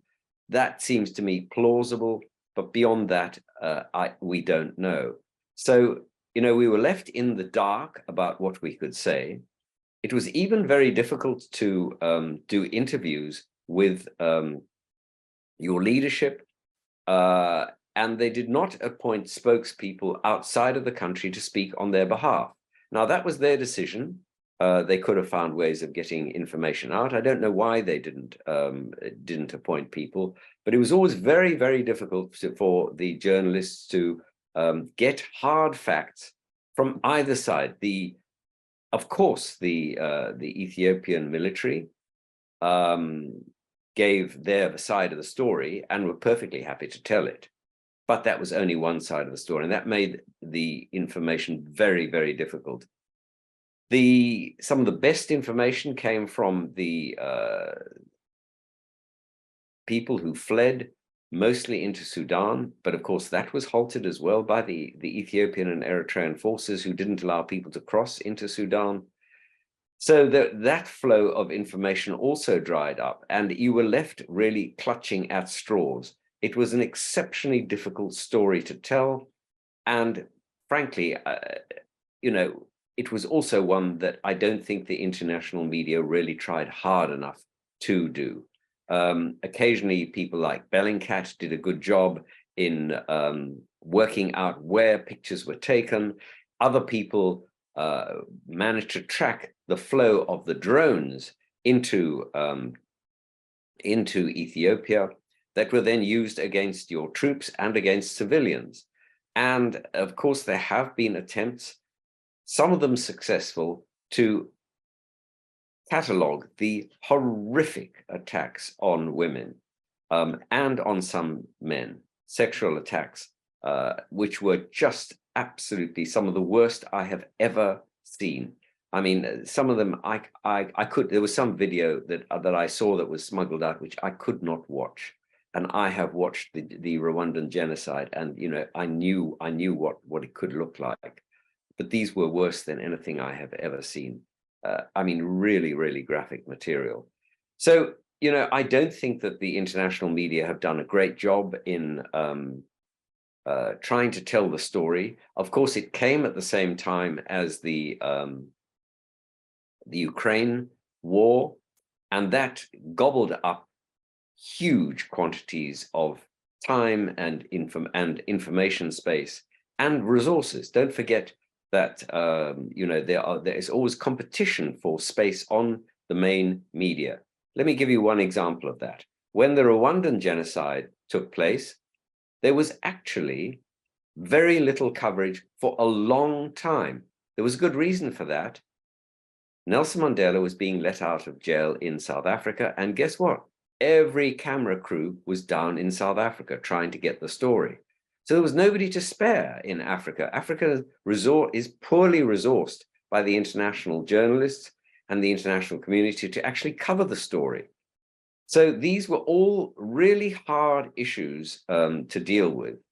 Now, as the media landscape opens up, as hopefully it becomes easier for information to flow backwards and forwards, your own people are going into Mekelle, and there've been really moving scenes of people, kissing the ground when they arrived at the airport, and hopefully there'll be more information coming out.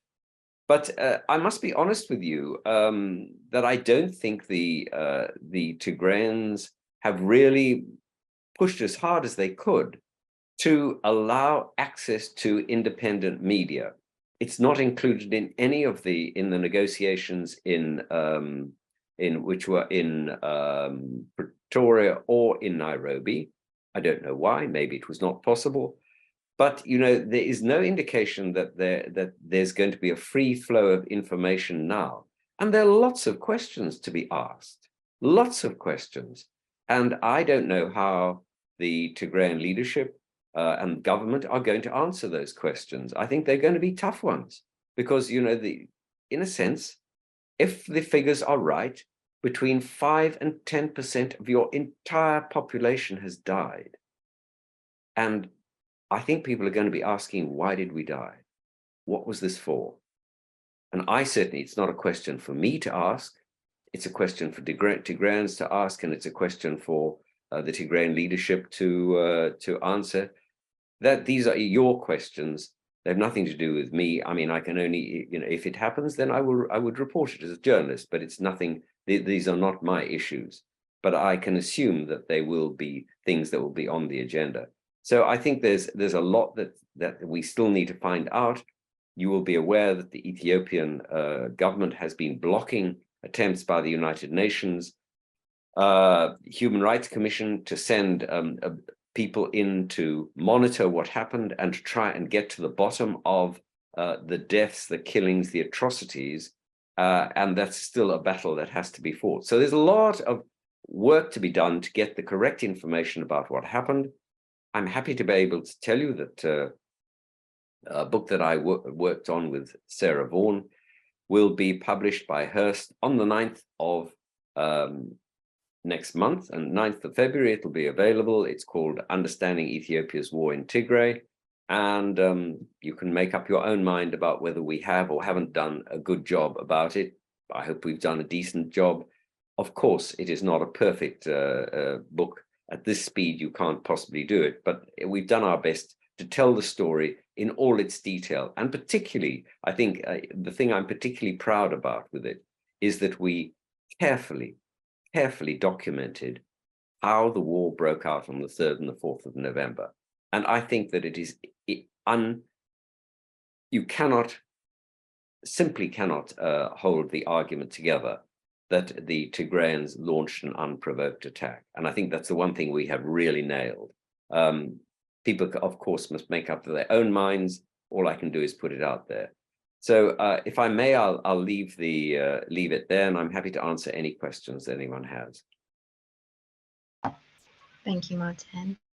So we have a few in the chat box, and I've made note of a few. But prior to you joining, we had a lot discussed about how national media, so like Ethiopian national media outlets, played a really destructive role during the war in Tigray. I'd be interested to get your take, as because a lot of it is said in Amharic, and we've got government officials saying things, even the Prime Minister Abiy Ahmed, businessmen, priests, and with very little outcry from people.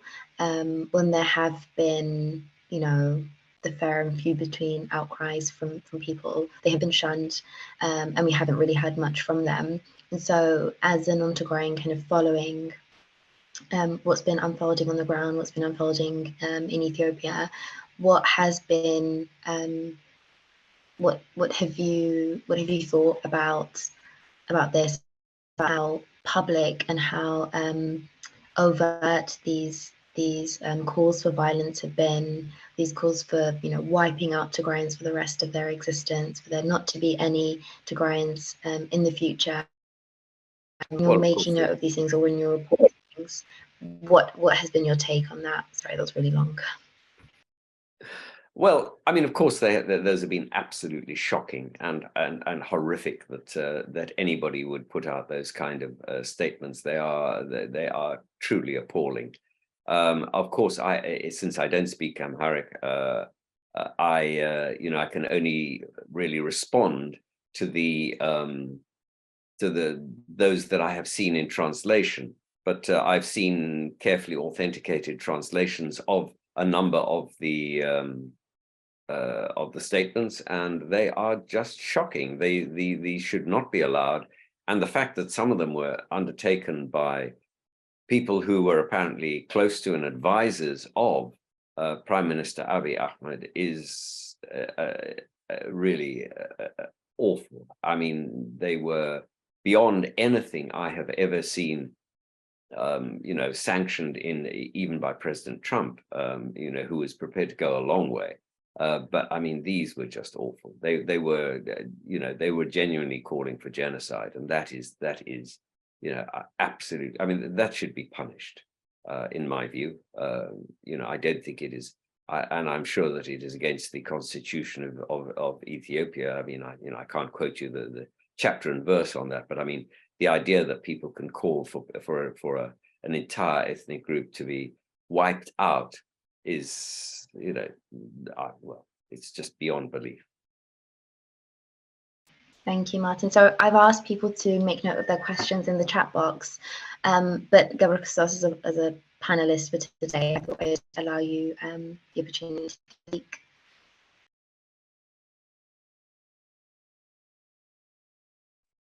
You can unmute yourself, Gare. Hello, I am doing that, I believe. Do you hear me?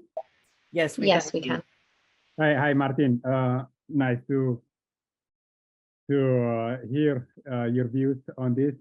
I was wondering, this has been it's not necessarily any answer to a question to what you just said now, but I want you to hear his views on this question that has been in my mind. So, as you just said now, the regime in Ethiopia and Eritrea, they have employed blockade and total communications blackout to silence basically the agony of people, making sure no story, nothing comes out. If they could, they would have liked that not even a single cry has managed to come out of Tigray. That is, that's obvious. They blocked humanitarians, they blocked journalists, everything they made sure. But yet, what surprises me is that the coverage of the media has been just like so, even in this, with this context in mind, they just cover it as, as any normal, as if there is no context, as if there is no blockade. And that has kind of like, it has not only made sure, that the war is not covered, but even when they cover, it is just like, well, there is no story, so we cover either what the government says, or we just cover it as a normal story without the context. I couldn't find, the article now, but there was a recent article by, I think, an American about comparing the war on Tigray with Ukraine, and how many articles have been written for Ukraine and for Tigray about, I think she said 500,000, while for Ukraine, just millions of articles. Some of the things, could be understood, in terms of world politics, but why, for example, is the coverage on Tigray so normal? It's mostly, if you see it actually from a Tigrayan perspective, it almost feels like a support for Abiy Ahmed. So how come the blockade and the total communication blackout are not, used to report and to create, some kind of awareness that this is happening in darkness, instead of just, relying on the government that's exactly doing that. So, I mean, like, don't you see a great failure there? And what does it mean going forward for journalism, in the future? Any government is going to employ this tactic. And what does that mean, really, for the future as well? I want to hear just a bit of your opinion on that.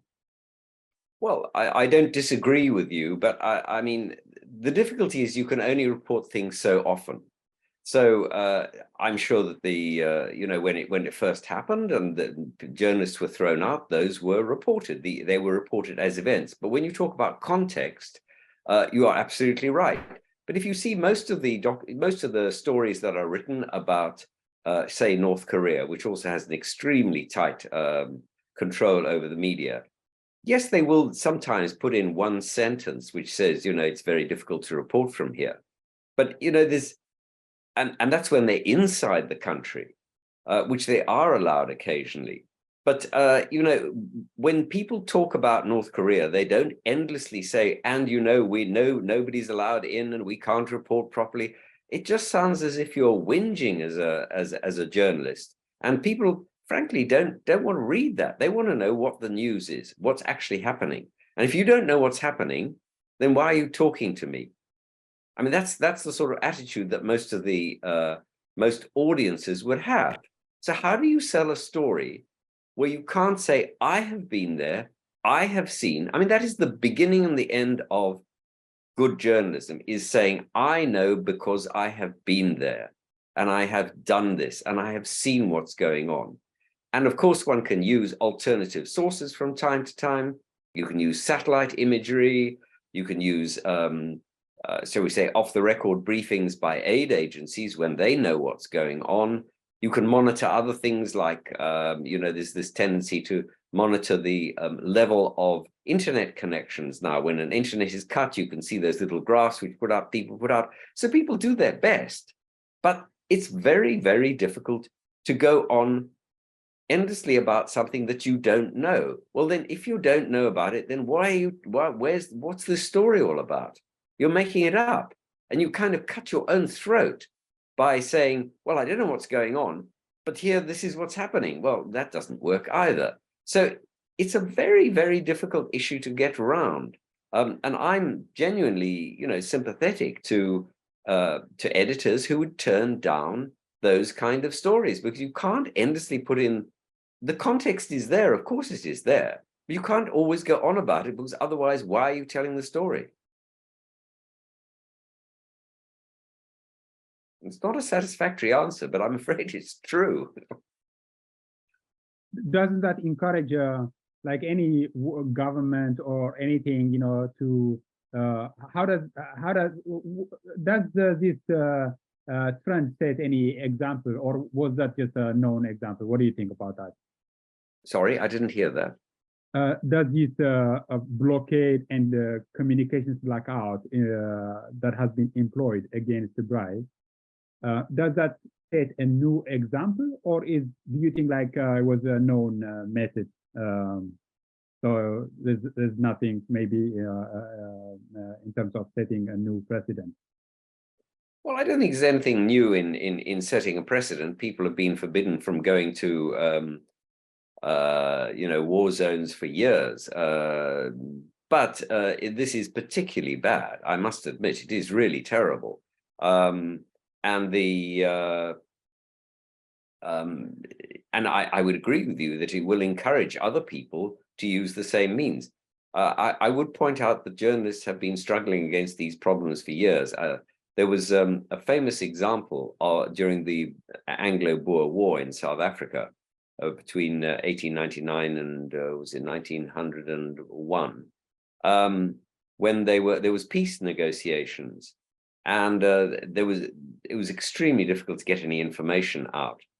But so Winston Churchill, who was a journalist then and trying to cover the story, he discovered there was one train a day that you could get out of there. So every day he got on the train and he would watch the tents in which the negotiations were taking place. And he paid the sentry who was outside the tent that if an agreement had been reached, he would blow his nose on a handkerchief. And so every day he got on the train and he went to the next station and then he came back. And one day the sentry blew his nose and he went to the end of the line and filed the report that agreement had been reached.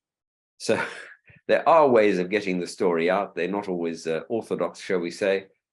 But what else you can do? I mean, I promise you that I did, when people approached me for help in trying to get into Tigray, I put them in touch with your colleagues.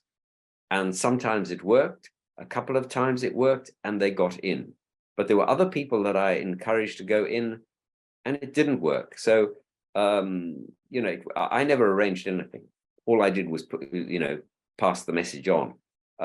So, you know, there are ways that people can get information out, and sometimes it is helpful and sometimes it's not, but that's where we are. And, you know, there's no point in in complaining about it, it is the story of our time.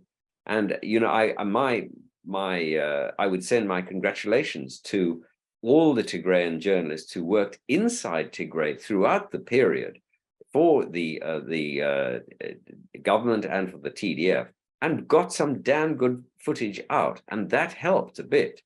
But of course, they always had to be labeled, you know, whatever they did. They called it mostly rebel footage. But there were attempts to use those, but there's only so far you can go, because you haven't verified when these were taken. You haven't verified what you're seeing. So it's very, very hard to use that kind of material by any reputable source.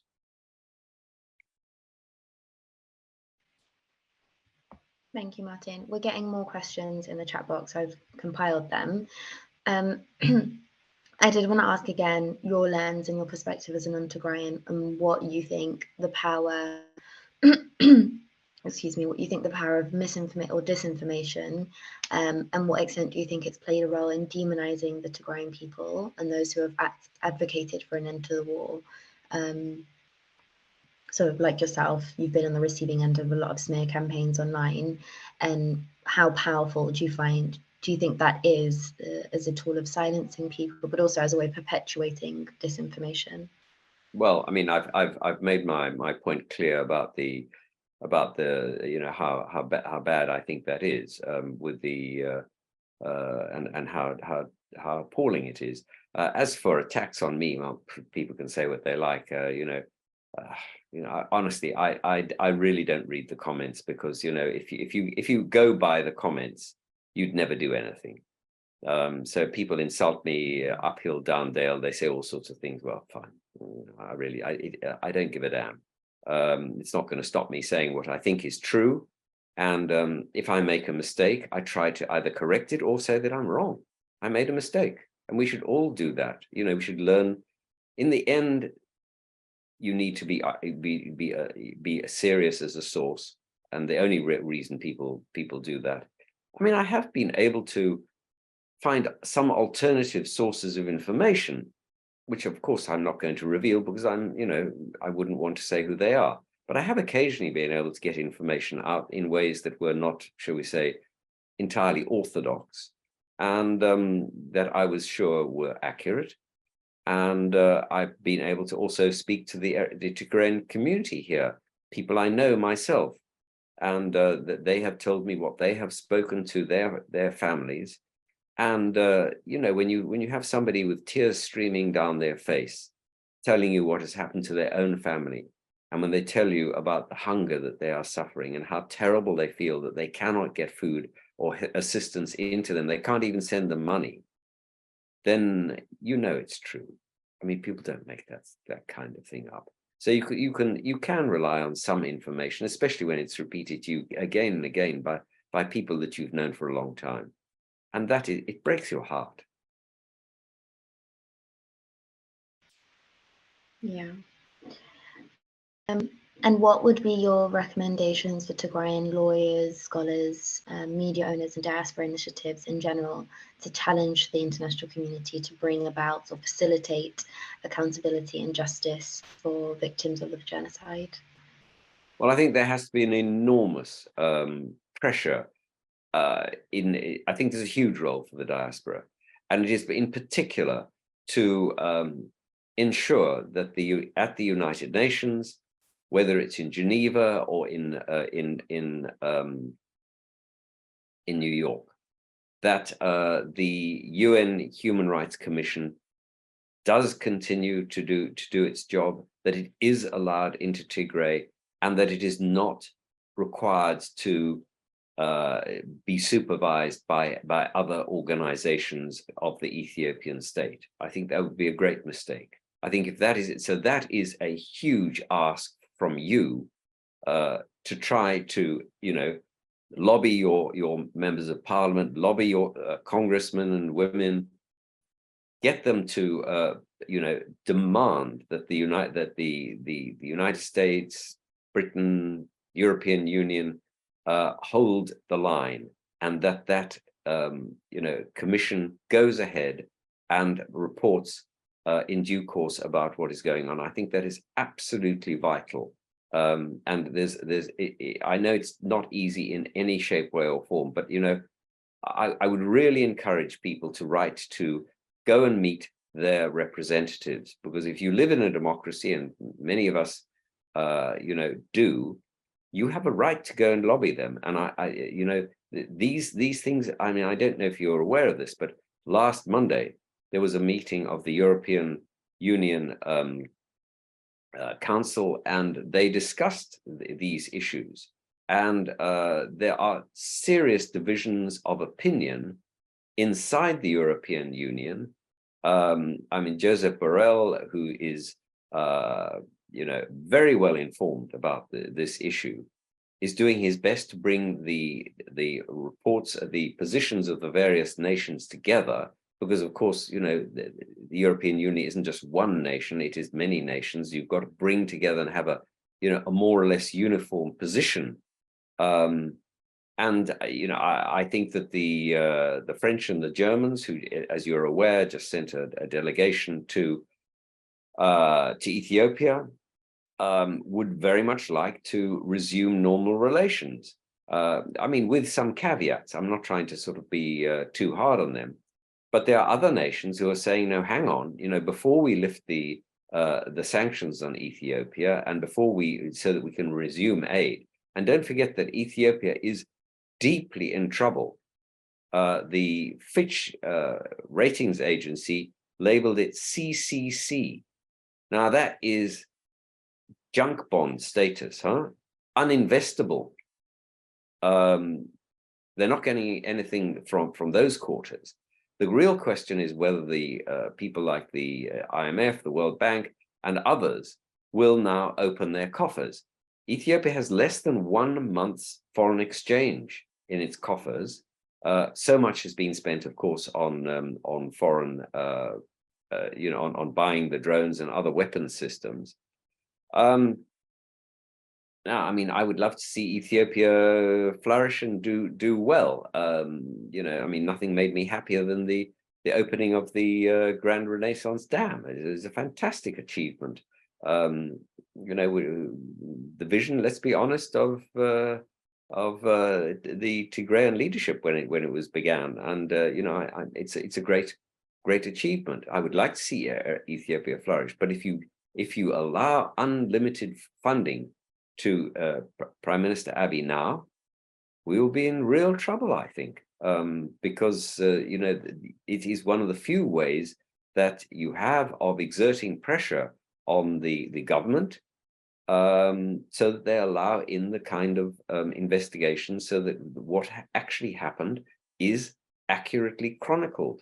And the other thing, of course, that can be done, and I'm sure is being done by people inside Tigray, is keeping the lists of damaged, destroyed buildings, of women who've been abused, and all the rest of it. The treasures that have been stolen and destroyed from your monasteries and from the mosques. I mean, who can forget the images of the mosque with the roof blown off? I mean, these were appalling incidents, and they should be noted, monitored, and reported. But unless the pressure is maintained, that's the job of the diaspora. It won't happen. Thank you. You kind of briefly touched on the next question someone posed in the chat box, and then it's about what can be done, so what Tigrayans and Friends of Tigray can do in the immediate future with respect to media to influence and encourage more coverage. Well, one of the things that could be done is to say, now that the the blockade is lifting, I'm not saying it's lifted, but lifting, and things are becoming easier, is to encourage journalists to go in and find out what the situation is now.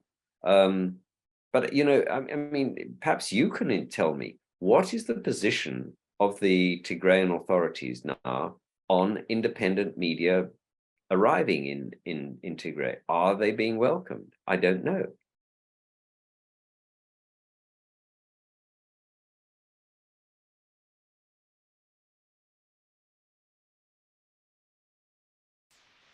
I'm definitely not in a position to shed light on that, to comment on that.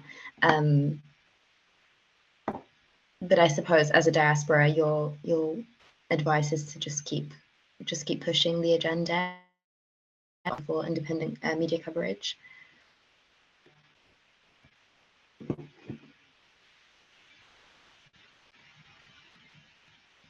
I'm Martin. Are you still here? Because I can't hear you or Yeah, see I'm you. here. I'm waiting for the next question.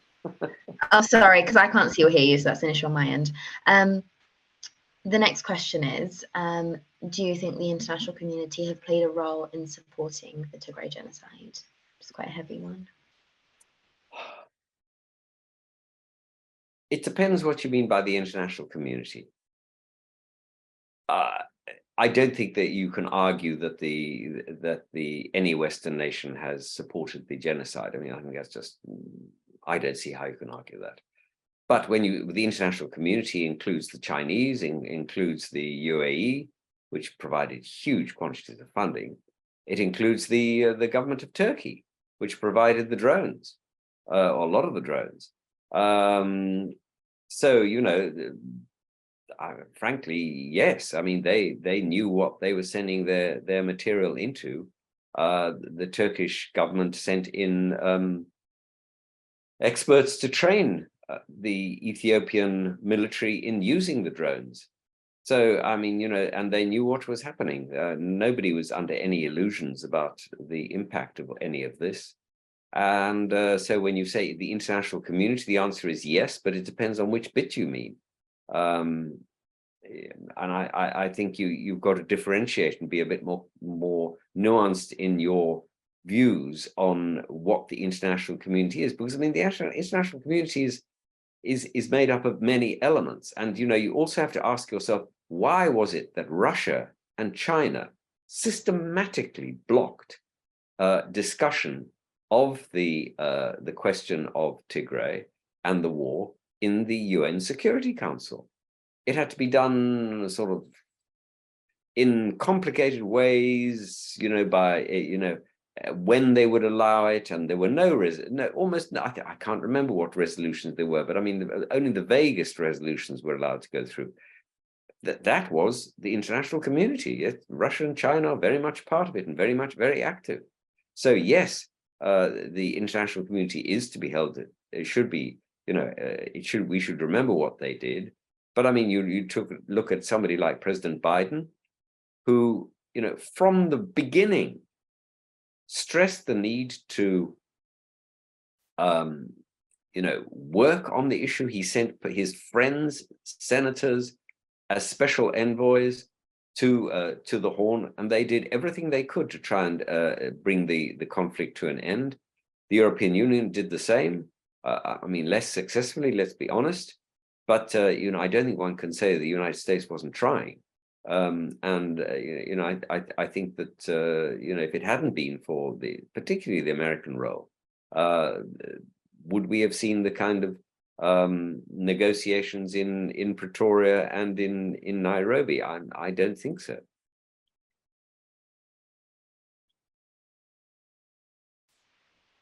Thank you. I have one final question, purely because you spoke about Rwanda and other conflicts in Africa and the response that the international community has provided historically, and also and the limitations of that within the continent as a whole.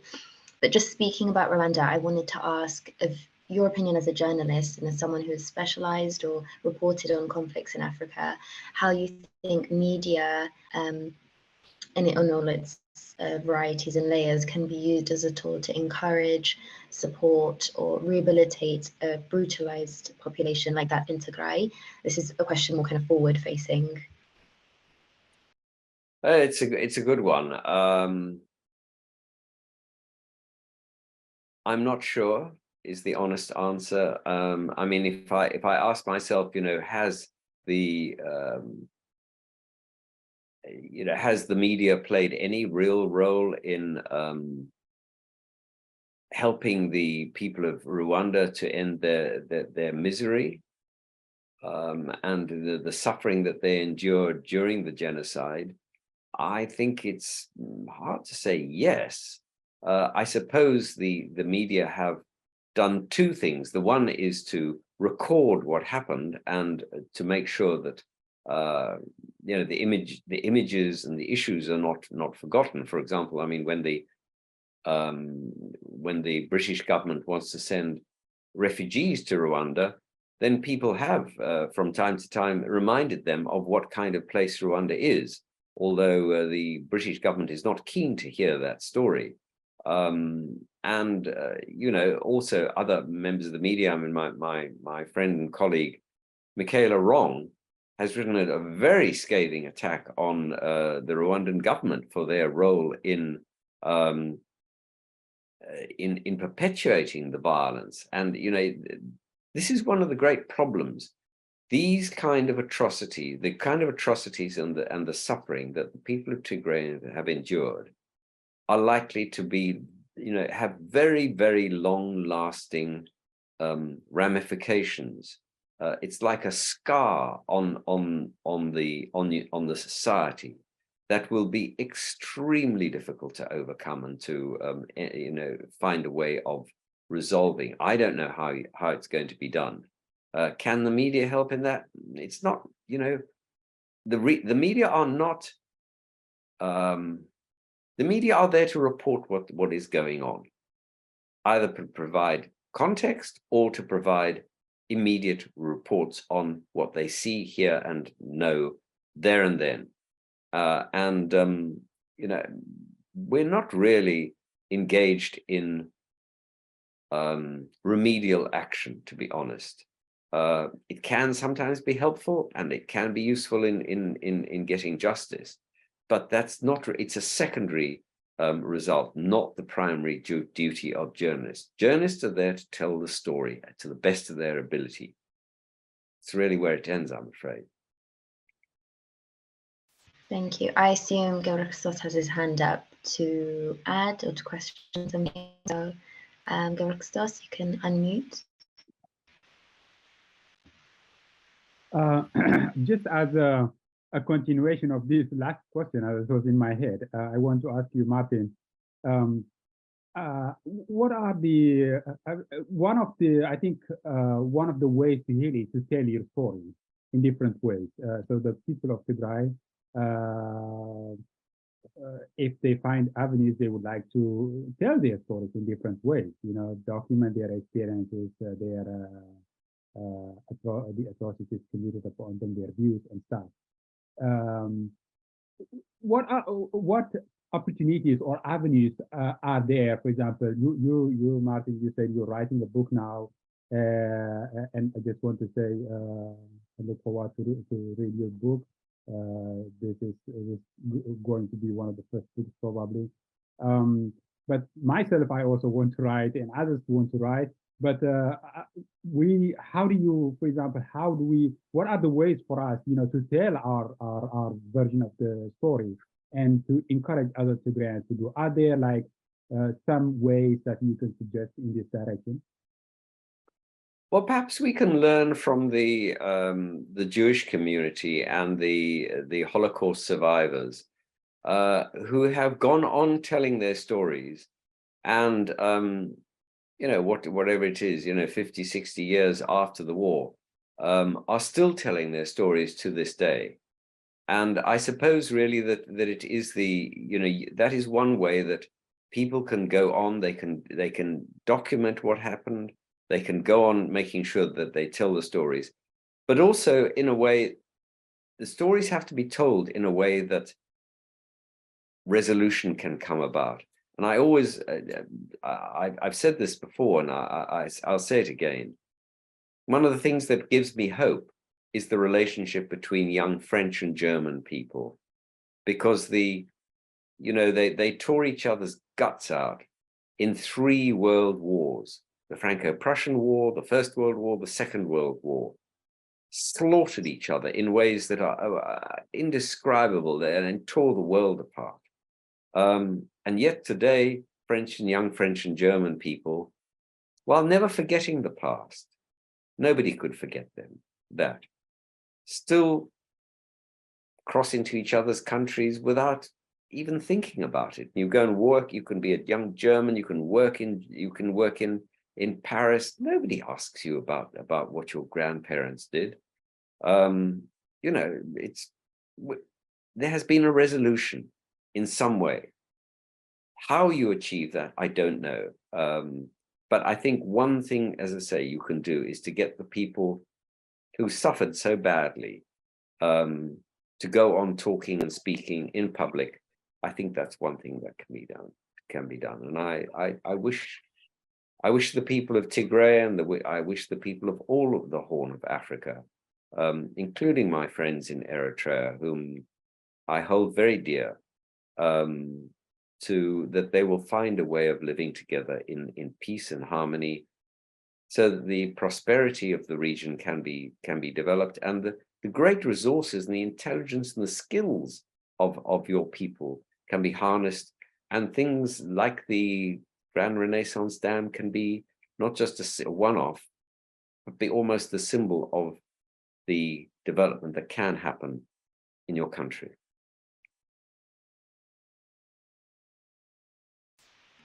Thank you, Martin and Christos.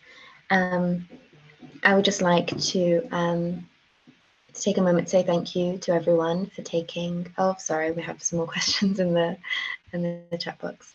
Go ahead. Sorry, bear with me 1 second.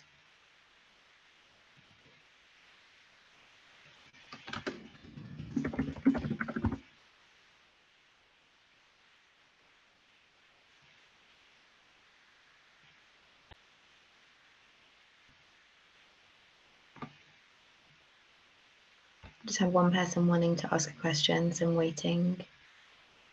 Sure.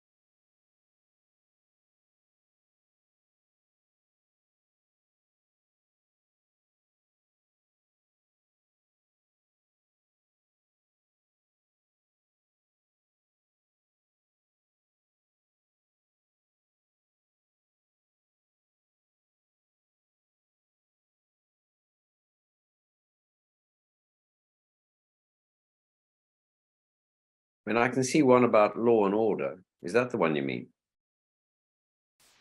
No, sorry, there was someone else who wanted to message, but they're having a difficult time texting or sending a message.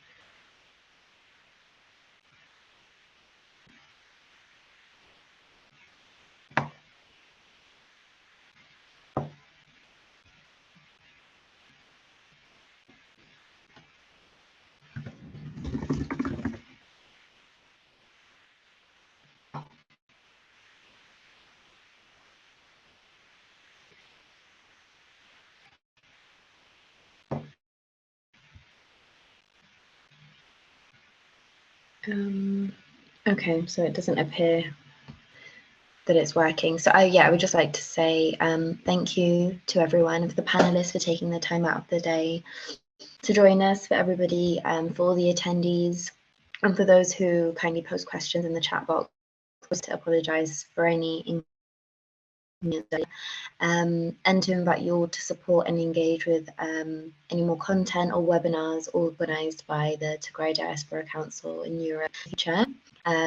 For those of us in Europe, it's the evening, so I would like to say thank you and good evening. Have a good evening to you all. Bye-bye.